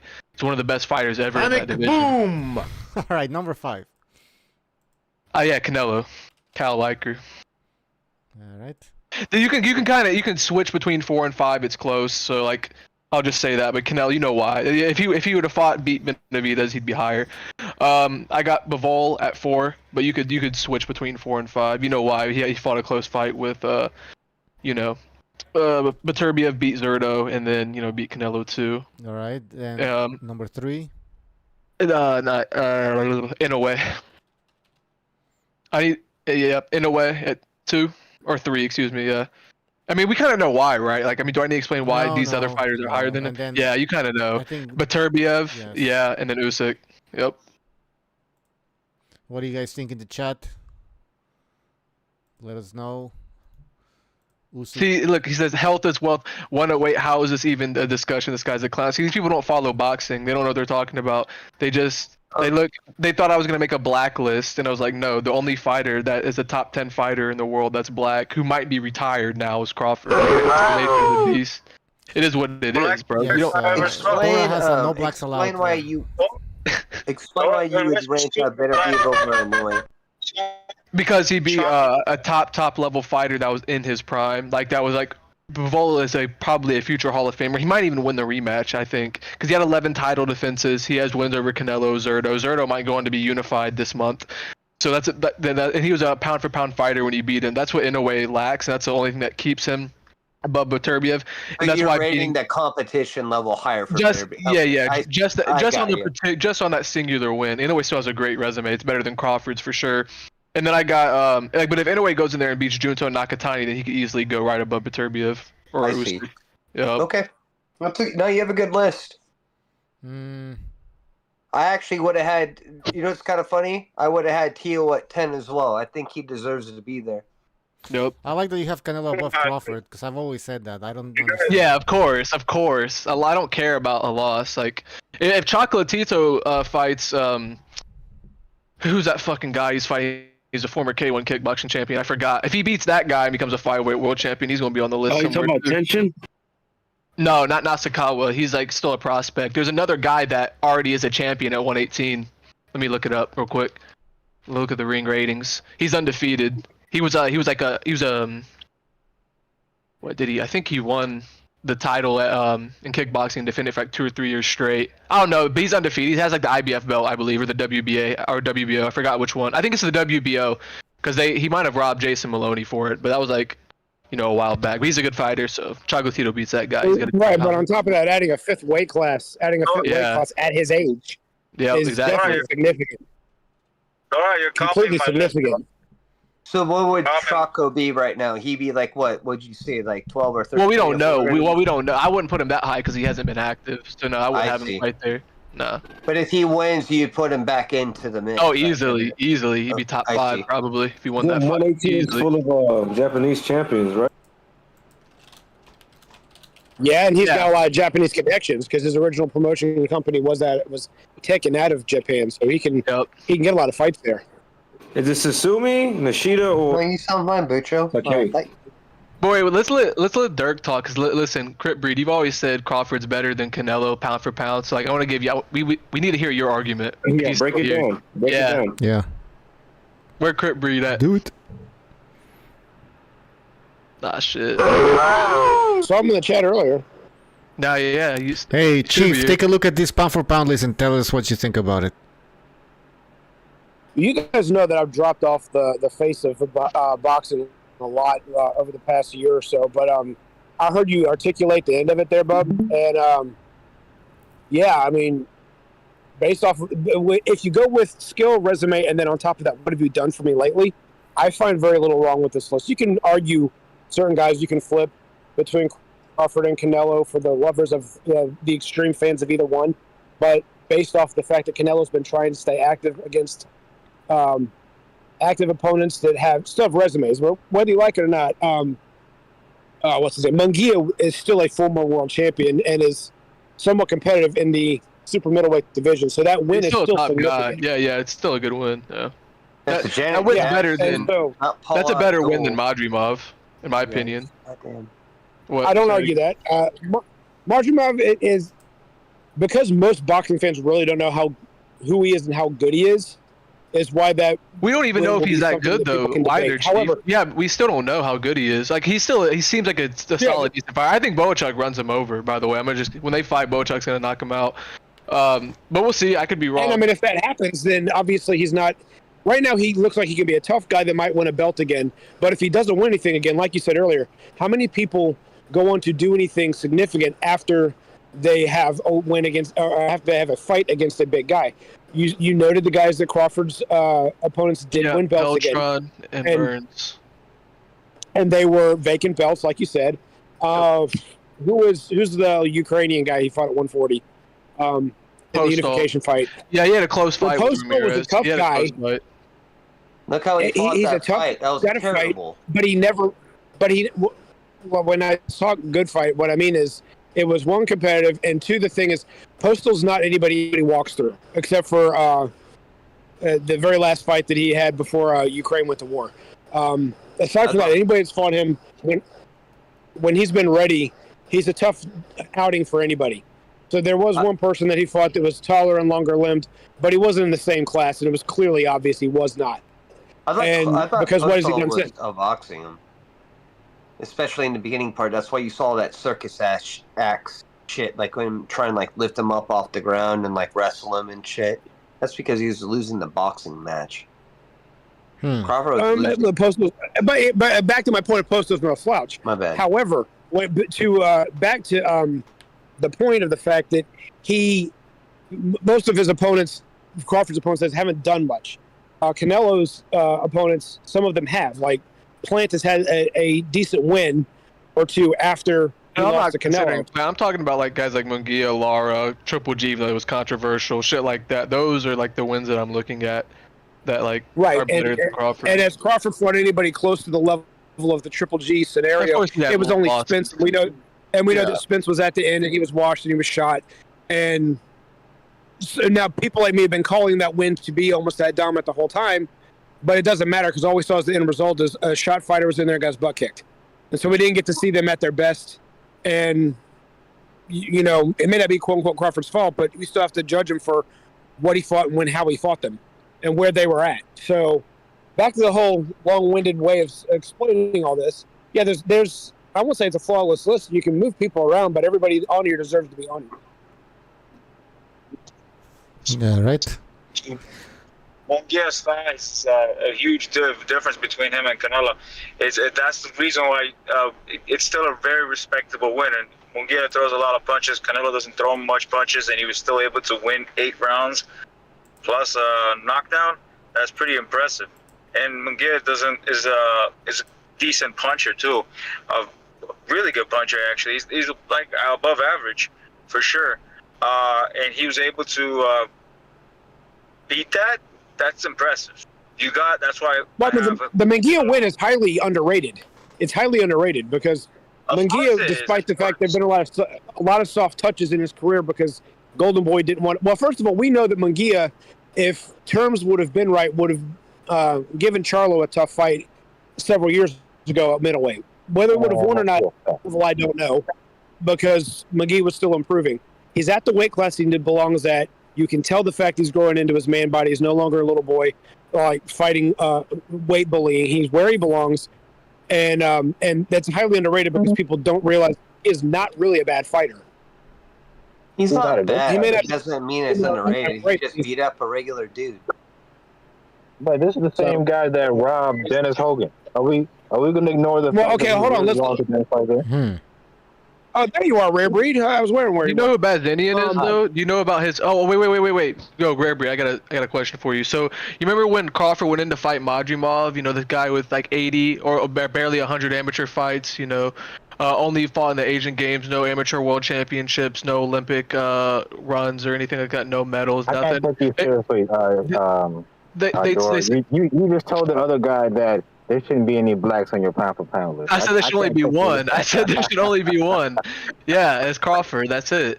And remember when he had this deep amateur resume, he was so stacked and loaded and all that, and then that was never the case. He only had 100 fights, never fought in the World Championships or the Olympic Games. Well, Munguia just beat a top 10 fighter who was undefeated, who had like 200 amateur fights. Oh. And knocked him out, Bazinian. But you don't follow boxing, so you look at Munguia and just look at his one bad performance. He just beat Bazinian. No, I had 200 amateur fights. He almost lost to old man Deverenchenko. He had the worst performance out of everybody that fought that guy. Who else? He's looked average. He's looked average in a lot of fights. Like he's got good power. He's got a decent chin. He needs it. His defense is trash. That's about it. That's the only good things I can say about Munguia. His boxing skill wise, he's not there with Canelo. That's why Canelo picked him. No, he's not there. Nope. He was an all-time great. People said he was a solid fighter, and he is. Does he have flaws? Yes, and these flaws are the reason why he's not a great fighter. But he's proven the fact that he's his performance against Canelo and the fact he had an impressive win not too long ago shows the fact that he's not a slouch. He's just not. He's not A+ level. He's probably high. I would say mid B level, but he's a solid B level. Like if you're an A level fighter and you don't take him seriously, he can pull off an upset. Yeah. I was wrong, by the way. So Majimov's had like 100 fights. He has like 80 something wins and 20 losses. Bazinian's got 109 amateur fights with 108 wins and only 1 loss. So. But does Munguia have like any special, like, or redeeming qualities as a fighter that would give a girl like Canelo problems? Does he have great boxing skills? No. Did you watch the fight? I mean, I think he's got more skills than Crawford, to be honest. It's just Crawford's never been tested. You're trolling. No, I'm not. Crawford, he doesn't move his head. Crawford literally can't move his head. He has flat feet and doesn't move his head. And Munguia He just never has been fought tested? anybody. He's been more tested than Crawford You're has. gonna use Crawford. So Crawford, you're gonna use Crawford as an example of him not using his head, and you're gonna use Munguia as an example, really? Of all He has people? better head movement than Crawford. Yeah, I know, that's crazy. That's the level of competition Crawford's my got. Lord. Crawford literally doesn't move his All right, head. bro, I don't know if you watch Crawford fight, but he doesn't move his gets head. hit more than any fight I've ever seen. Yeah, because That's probably why he looks nobody like can hit Crawford semi-retarded. because he just fights bums, dude. The second he fought someone like Majimov, who's very technically You're limited mad offensively, because he got hit all night. Look, He doesn't move his head at all. He doesn't move his head at all. You're a typical. You're just the opposite of the LDBC. You're a MAGA boxing fan, meaning you're a lover. Here we go. You're a bum Dude, lover. he does not move his head. He doesn't move his head. You're comparing a guy like Munguia who actually had head movement. I don't even think he won the fight. I picked him to win the fight. Why are you mad? I picked Crawford to win. You were rooting for I picked him to win. You might have I didn't care. We know it. No, I didn't care. I literally said, I said Crawford would win 8 rounds of 4, 9 rounds of 3. I said Crawford doesn't move his head. I literally said this on BDA's show before the fight. I said this fight could be close going late because Crawford don't move his fucking head, and Majimov isn't gonna sit there and stick his face out at him like Spence. He's gonna feint off his feet and move his feet to get in and get out of range and make Crawford reset. And that's what he did all fucking night, and Crawford couldn't get away from the same punch over and over and over again. He's not a defensively sound fighter. He's gonna get destroyed by Murtazaliev. He's literally if he fights Murtazaliev, no, he wasn't. Majimov, when was Majimov hurt? When? 12th round. No, he wasn't. He got hit with a couple punches. Was his feet staggered? Was he on the ropes about to get knocked out? No, he wasn't even dropped. Scary ass bitch the whole fight. What are you talking about? Crawford was the one on the back foot for 10 rounds. Majimov was the one that held the center of the ring. That's exactly what it was. Majimov was the one doing all those feints because he didn't want to engage. No, so that shows your bias. So Majimov's the champion, right? Majimov's the champion, but he should be the one that always makes the fight. He should be the one that has to walk into the counter puncher. He should be the one that has to set up every exchange. Why aren't you walking the little guy down? You're the bigger man. Why aren't you walking him down? The challenger shouldn't have to make the fight. You know, it's all if he's black. It's only the no. You know, the champion's got to make the fight. The guy in the higher weight class. He's coming up to your weight class. You should be walking him down. No, but Crawford was bigger than Majimov. No, he wasn't. Yes, he was. Was he or wasn't he, guys? Was he or wasn't he? He weighed more. Doesn't mean he's bigger. He weighed more. He weighed more than Majimov. He weighed more than Majimov. Crawford doesn't move. He doesn't move his head, bro. He really doesn't. He doesn't move. He moves his feet. Well, he does. He moves his feet. To be honest with you, that actually describes good defense. I think Majinov did get hurt against Terence Crawford. Yes, it was a close fight. Terence Crawford was the only real one actually hurting him. If Majinov was hurting him, he was sure as hell Terence Crawford was showing great how do you say it? Hiding he was it. hiding it. He was like, yeah, he had a really good poker face, but Majinov with the body shots, he was getting hit by Terence Crawford. He was clearly getting hurt, but he did win probably 5 rounds. I never saw either guy get hurt in that entire fight. Oh, I did, bro. That's the thing with me. I can see people getting hurt. Yeah, you did. You had to see Fury get slept. I got this sixth sense. Yeah, bro. The body's breaking down. Dora. But dude, nothing to be biased, bro. But let's not lie, bro. I'm not lying. He doesn't move his head. Majimov was not hurt. He was not wobbly. Yeah, what's going on? You don't have to be wobble to be hurt. He was hurt. No, he wasn't. I got a question. Yeah, go ahead. Butch, I got a question. Has has Dirk finally put a pound for pound list up since he's critiquing everything?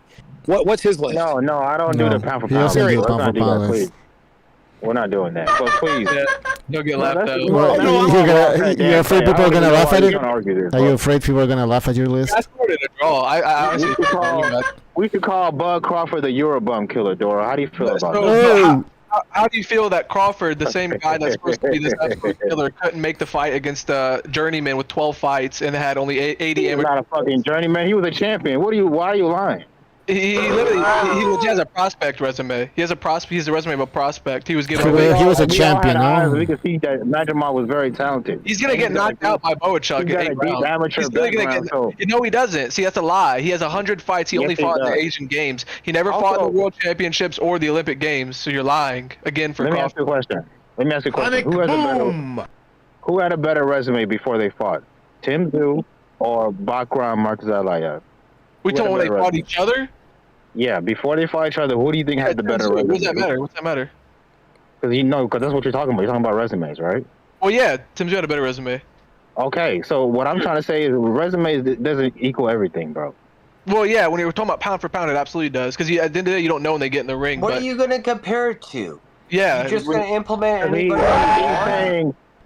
He's saying that Bud beat some journeyman that had 12 fights. Yeah. Okay, but his resume might not be super deep, but we all can see that Majimov was very talented. We don't know that. We don't know that. He's going to get knocked out in his next fight. Kind of remains to be seen. I'm not saying he didn't look good, but like it's fair to say like it. I don't know. How do you say it? The verdict's out for the rest of his career. He has 12 fucking fights. If you actually watch Majimov, usually he's very aggressive in the way he fights. But against Crawford, he was very Crawford. He made Crawford diligent. Dude, Crawford wasn't letting his hands go. Because he was making Majimov Crawford reset. too. They both He was making Crawford reset. He held the center of the ring and made the fight. Okay, but he didn't win enough rounds. Because of that, he lost too many rounds. So that's why he lost. He was too. I don't even think you can give Crawford 8 rounds or 7 rounds of that fight if you actually scored it. Oh, he's tripping. How many rounds do you give him? Sonic Boom! I know one thing. This Boachuk fight is going to tell us a lot about Matt. Yeah, it will. You're gonna see because all 3 of them would knock out Crawford. Boachuk, Virgil Ortiz, and Murtaza would knock out Crawford if they fought. They're naturally. Virgil Ortiz, especially not Boachuk. They would knock him out. They'd all knock him out. They'd all knock him out. Way too aggressive to beat Crawford. No, they all knock him out. Exactly. Crawford doesn't move his head. He's gonna get hit all night. Yeah. If you think you're gonna walk Crawford down, he literally got hit by a small welterweight all night. Ask Majimov what happens if you try to walk him down. You'll see. Boachuk is a natural middleweight, right? When he knocks out Majimov, who's a welterweight, who's smaller than Crawford, by the way, smaller than Crawford. You're going to see if Crawford ever steps up to those guys, he gets KO'd. If he ever does anything that Canelo did at 168 or what Lomachenko did at 135, you're going to see, face first that he can't compete with those guys pound for pound. He's just not good enough.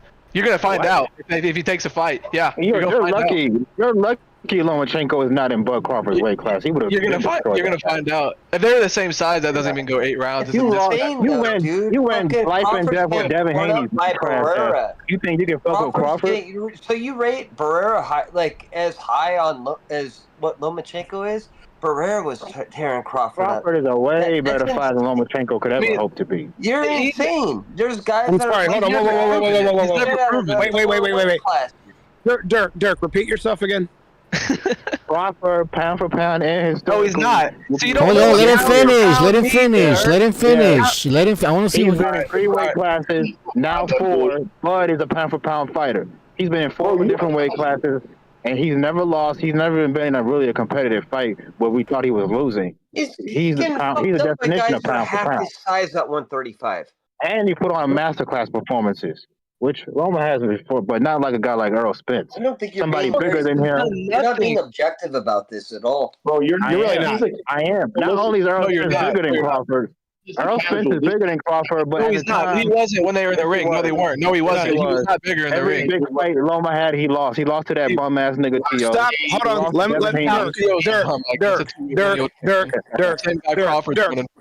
Dirk.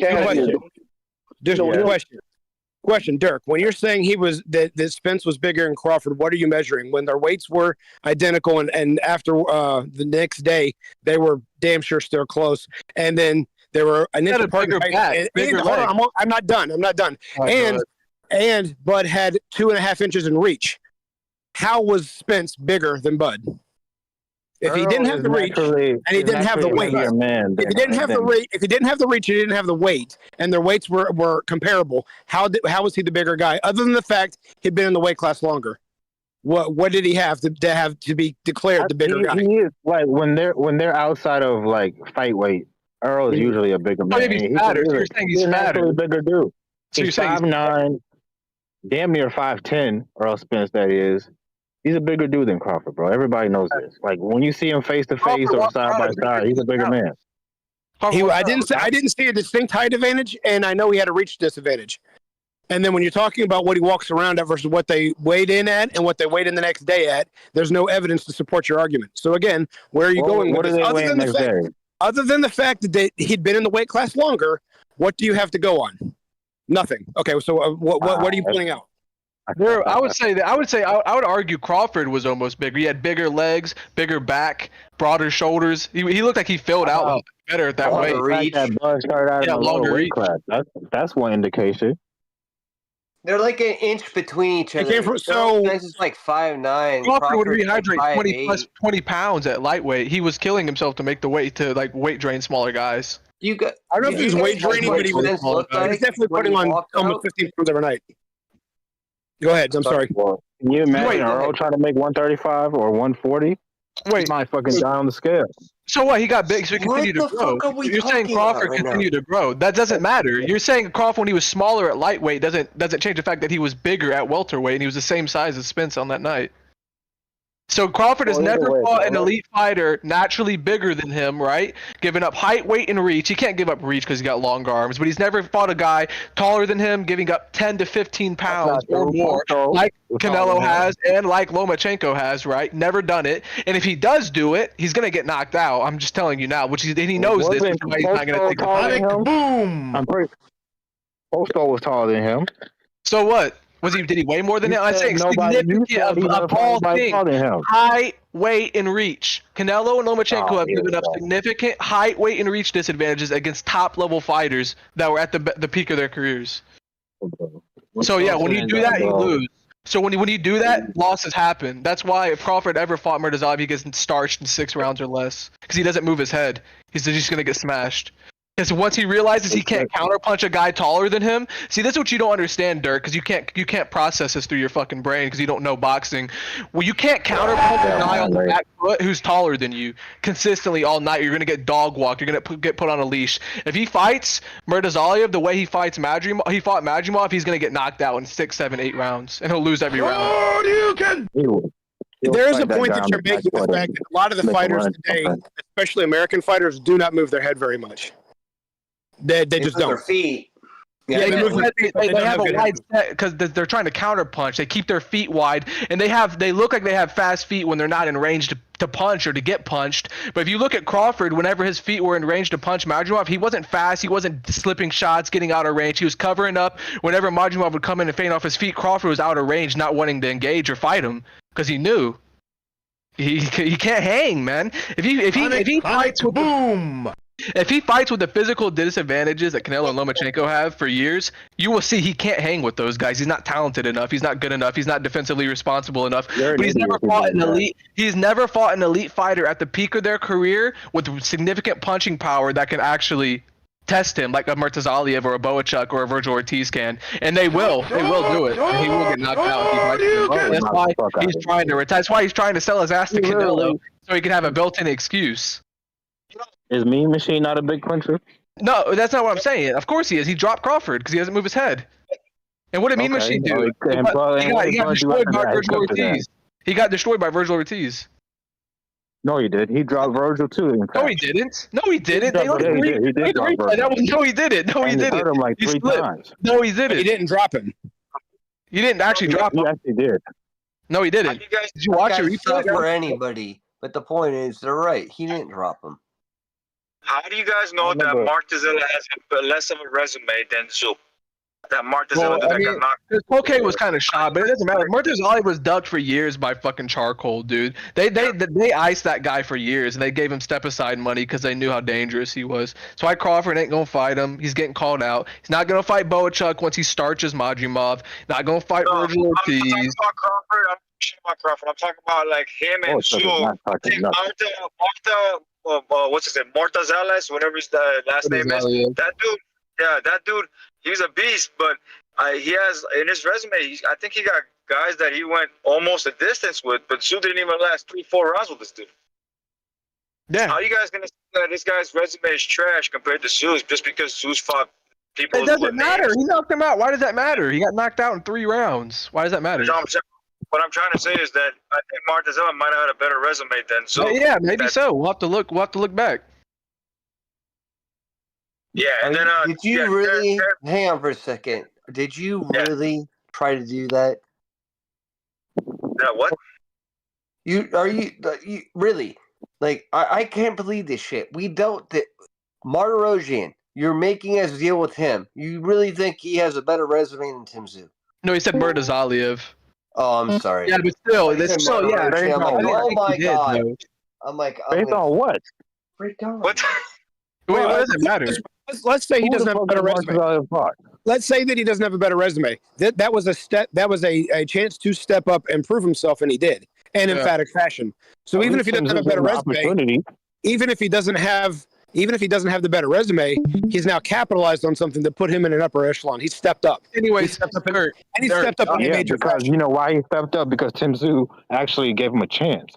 These guys don't give these type of guys chances. Like Bud. Yeah. Okay. Gotcha.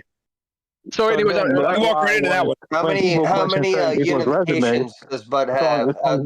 After Bud became, he had everything undisputed. How many times has he defended it? He's done it twice.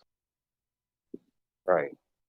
None. I don't know why people question Bud's resume. He actually has a good resume. It's ass, dude. He has no future Hall of Famers. Everybody he fought was at the end of their career. There was no fighter he fought that got a significant win or did anything after fighting him. He has fought trash, dude. It is what it is. You don't have to like it.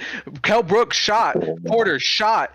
Spence shot. Those are his 3 best wins at welterweight. Jose Benavidez got shot in the knee and he wasn't even ranked in the top 10. Jeff Horn robbed Manny Pacquiao. His resume does not hold up to all-time great welterweights. It's not close. Well, even if you think Jeff Horn robbed Pacquiao, he was still competitive. Did you see that fight?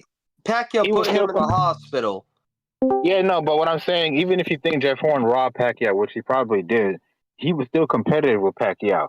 And there were times in that fight. Headbutting, elbowing, yes. He was able to be like a naturally smaller fighter.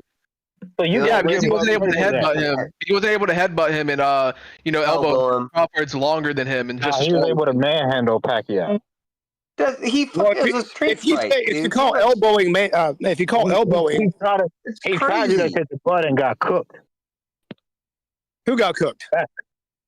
He's talking about Jeff Horn. It doesn't matter. Jeff Horn, we know his level. He's not good. He's a domestic level guy. He robbed Pacquiao. Corny. He got put wait, hold on. Wait. Wasn't Rare Breed the one about the differences in sizes and stuff? Don't give Bud his credit. Yeah. Bro, so I'm not done, Dirk. I'm not done, Dirk. So Jeff Horn, the natural middleweight. Come on now. The natural middleweight beat up a flyweight, and he manhandled a 40-year-old flyweight, and you're giving credit for that. Congratulations, you just walked into your own trap. Yep. And you do that consistently.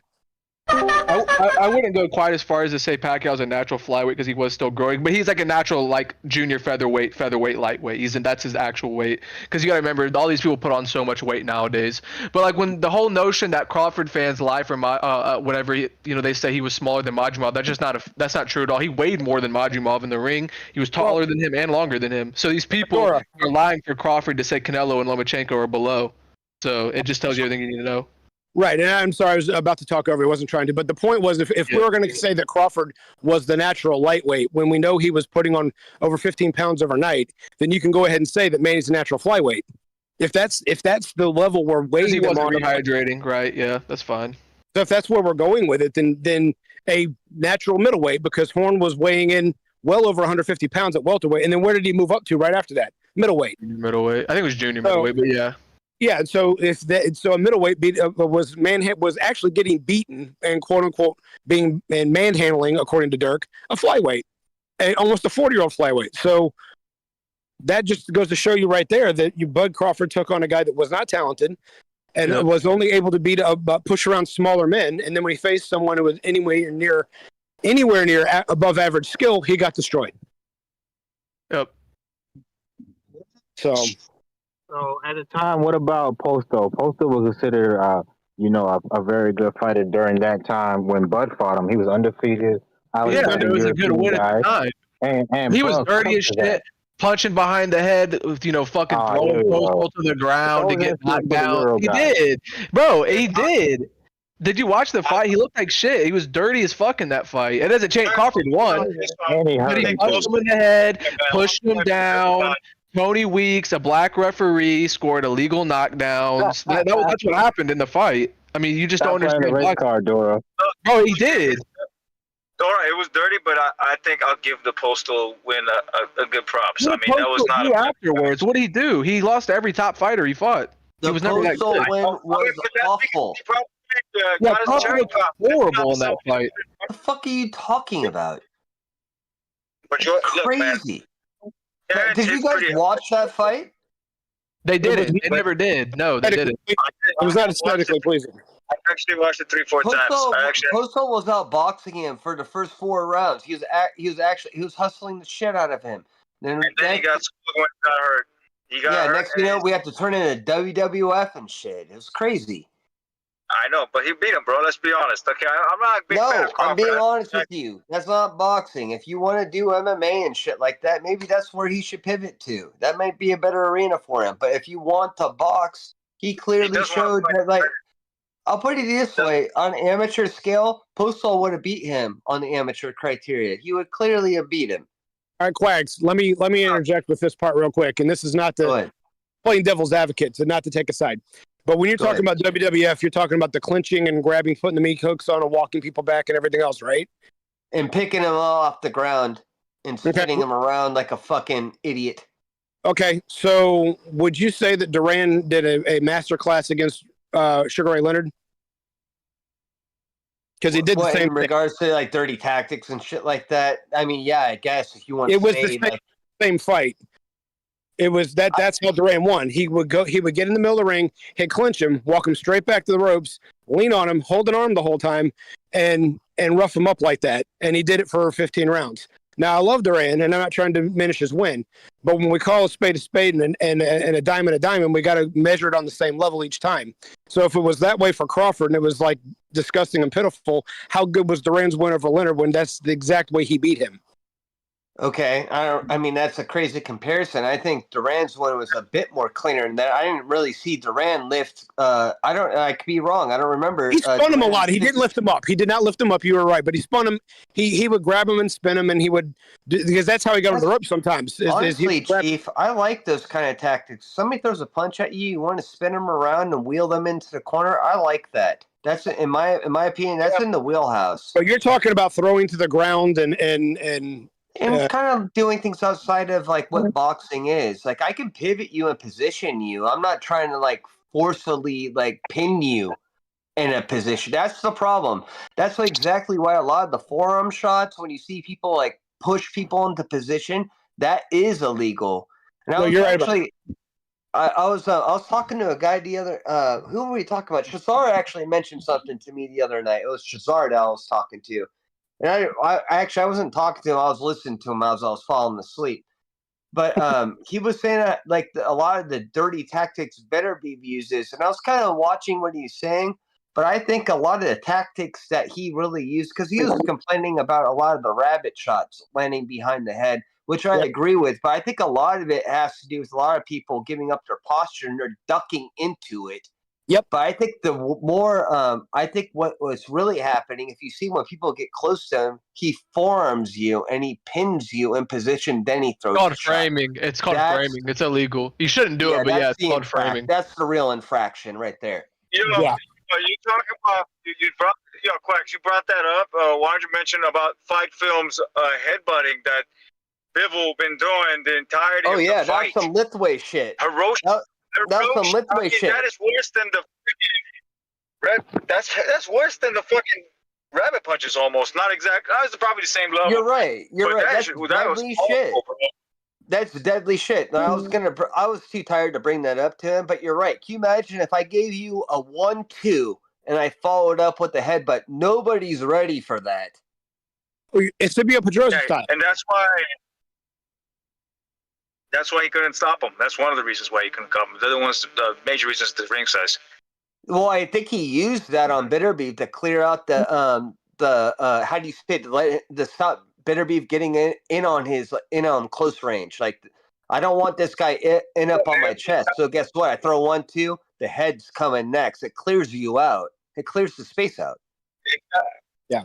Exactly, bro. So he gives him an option to get out, and not only that, even the initial whatever punch he's going to throw, he's thinking that he's going to come in with the head because he gets the guard up and then he pops his head out, and he's like, okay, I'm going to control the head. Meanwhile, he's controlling the head.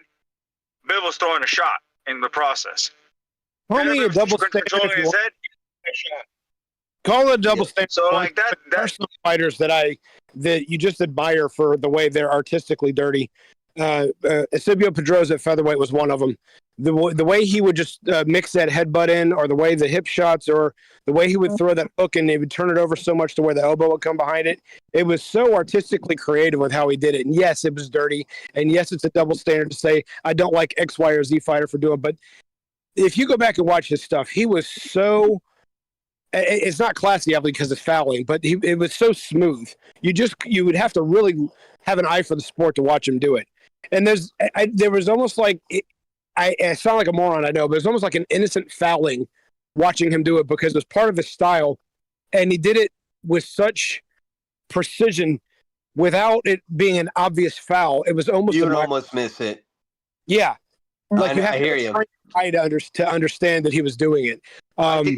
I think that's why people give Floyd a lot of fucking rope when people like duck underneath him and he drops the elbow on the back of their like brain stem. Nobody talks. I think that's one of the dirtiest things I've ever seen. Can you imagine? But that's obvious. So what I'm talking about Pedrosa and what you're talking about Floyd, what Floyd's doing is completely obvious. And you're right. It's framing. It's a foul. It's not allowed. And when he's being compared to the other greats like Robinson and Leonard and guys like that, they didn't do that. No. And they didn't have to. And so because they were better athletes. So they had a better arsenal too, Chief.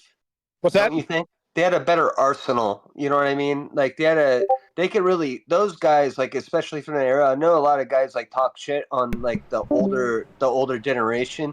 Those guys can really fight.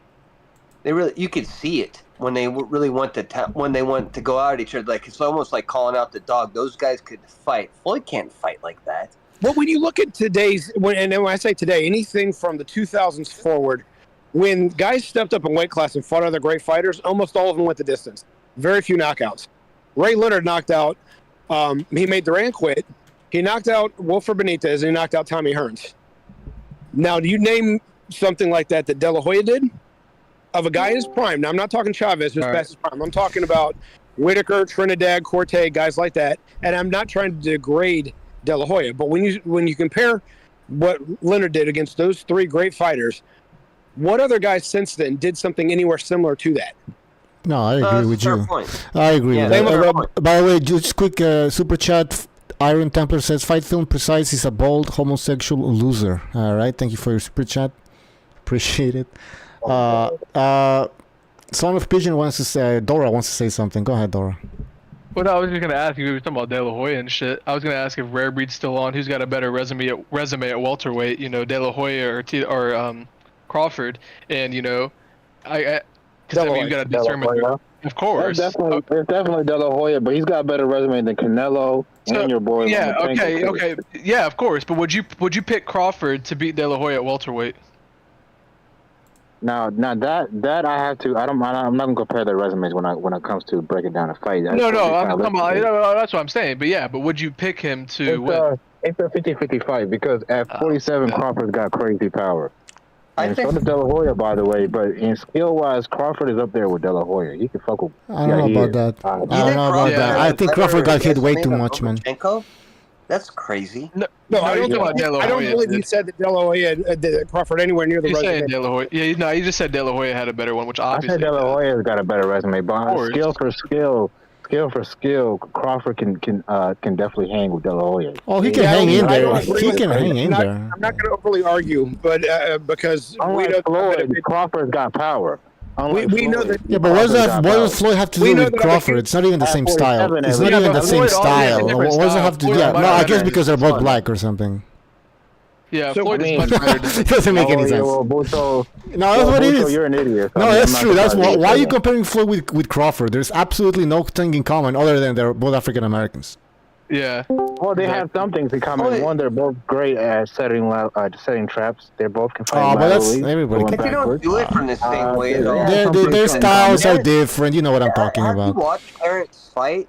Terrence traps are all set from a looping. Yo, Floyd had better is a defense. hype job. Upper sucks dick. He He lost his last fight. Get the fuck out of here with that bullshit. The fuck's going on here? I don't know. No, I would say they're both great counter punchers, but Bud is more dangerous because he can actually knock you out. I agree with you. I agree with you. See, but that's a major difference. That's why I don't even. 47, Bud is more dangerous than Floyd. Yes, he is. No, he's not. He's not more dangerous. He lost his last fight. Let's start with He clearly lost his last fight. First of all, the clearly lost his last fight. The conversation. I checked box rec and it says Crawford won. So there you go. Guys. Yeah, Crawford didn't win. They were sucking his dick. The conversation was Bud Oscar.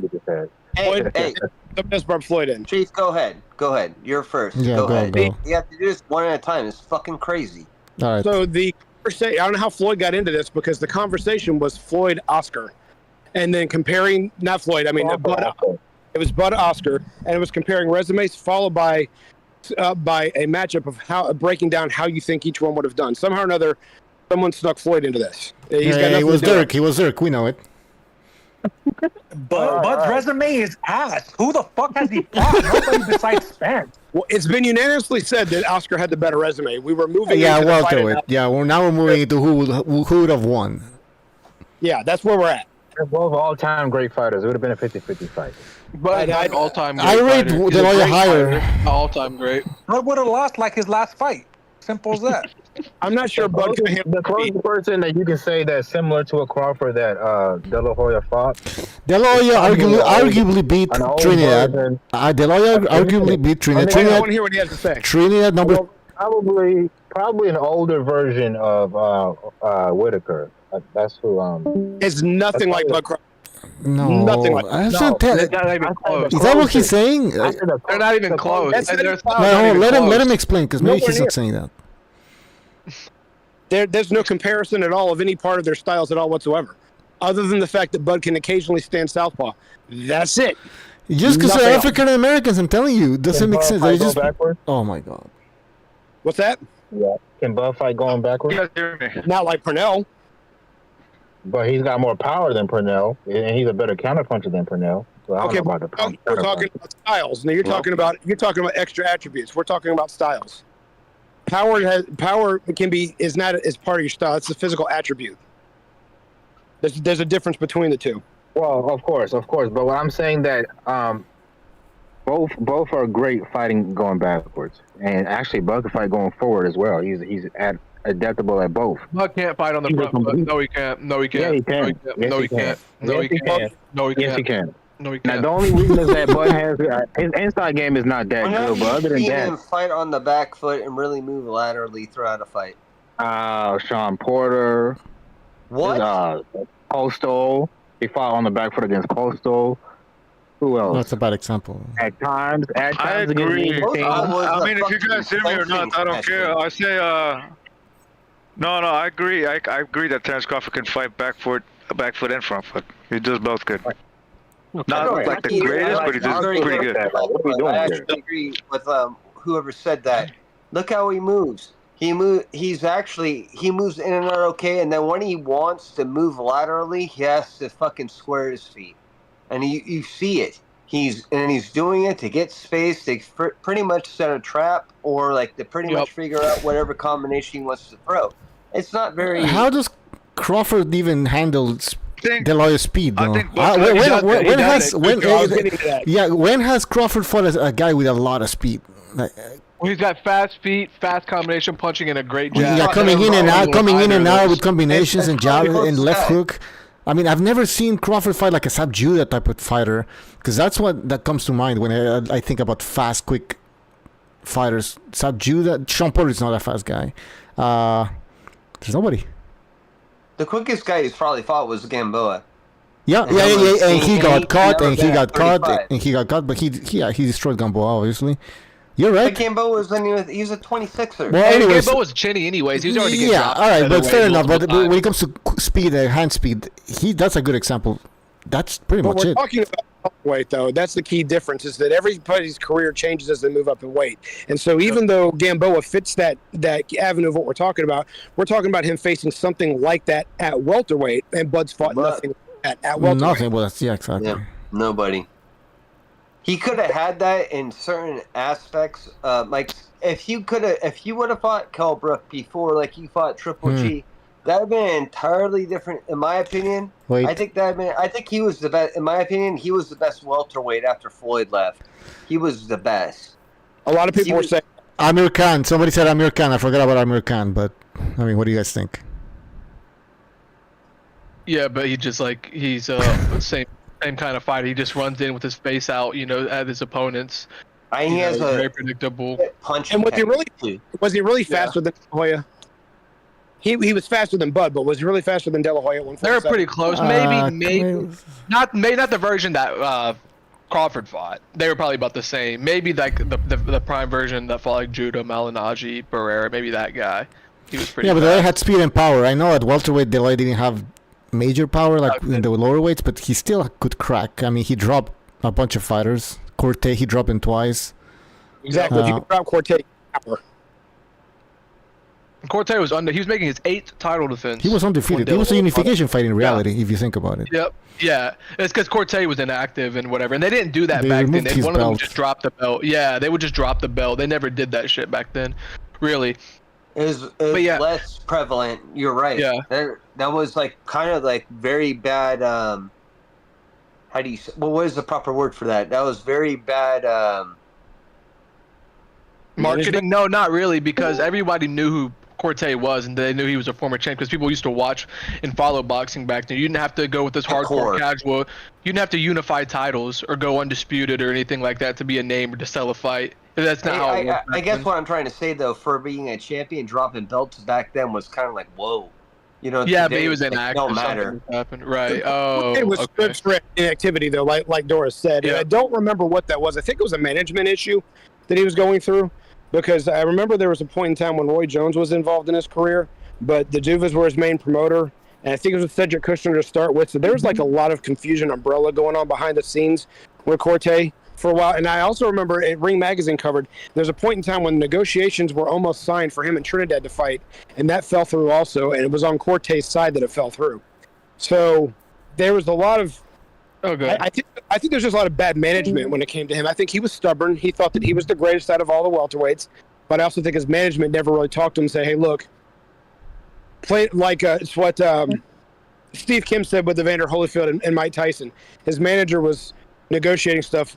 Holyfield was getting mad, saying, no, this isn't fair, this isn't fair. He says, can you beat him? Holyfield says, yes. Says, okay, then we'll get it in the next fight. Right now, just take this one. His management never said, look, can you beat Oscar? Then take this now, and we'll go for it in a rematch. And so he kind of winky-righted himself. That's hilarious. The ref was protecting Holyfield in that Mike Tyson fight, the first one. Yeah, sure. Okay. He got hit with a body shot, bro. He stepped in. He's like, oh, get a breather, Mike Holyfield. He looks like he's about to go out. Except that didn't happen. Yeah, it didn't happen, but you're right. Yeah, but he was going, bro. He was going. Mike Tyson was beating him up until that last point. Yeah. Because Mike Tyson was way up past his prime. And yet he was younger by 5 years. Congratulations. That was absolutely completely historically incorrect. I know he's younger, but doesn't mean anything. That guy's been doing drugs and doing all kinds of fucked up shit, and plus on top of that, his style is high octane. I mean, you can see it nowadays. He's trying to fight Jake Paul. The movement that he's doing is ridiculous. That speed that he's doing, and at his age, dude, that's impressive. There's nothing else you can say about that. But Okay, so it doesn't last for but he too was long. shot. It doesn't So last. it's impressive. Yeah, So it's impressive, but he was shot. he was shot. He was shot. I mean, I'm telling you right it's now. still impressive. It's still It's- impressive. which- It doesn't which is it? matter. Which is it? Which It's is both. it? He was It's he was both. past his You're prime talking or- about a smaller guy. He's a 5'10" dude fighting heavyweights. He's not a big guy. He was also the natural heavyweight between the two. Well, yeah, that's funny how Holyfield juiced up, and you wouldn't say that if you actually seen the two without knowing both of them. That's the thing. I'm very well aware of so huge. I'm so very big. well aware of both of Have a these big guys. frame. It happens. Look at like Dwight Cowie and stuff. That guy was 5'6". I'm very well aware of both of these guys. So thank you very much. I didn't say, Chief, you're not aware of them, bro. I just, to me, that Holyfield was fully protected in that fight. The Buster Douglas fight too. The Buster Douglas, man, they did a 13 count on that dude. Guess what? Tyson had a 13 count also. Guess what? Tyson had a 13 count also. Nah, I count that shit many times. He doesn't. He didn't. They stopped. They the count counted at it. They counted it on TV after the fight. He was not counted completely out. The referee waved it off when he got up because he knew. He even had a comedy off of that shit. He did the same count on stage, stand-up comedy. They robbed him for that Douglas fight, and he was fucked up in that fight too. He came off an orgy, bro.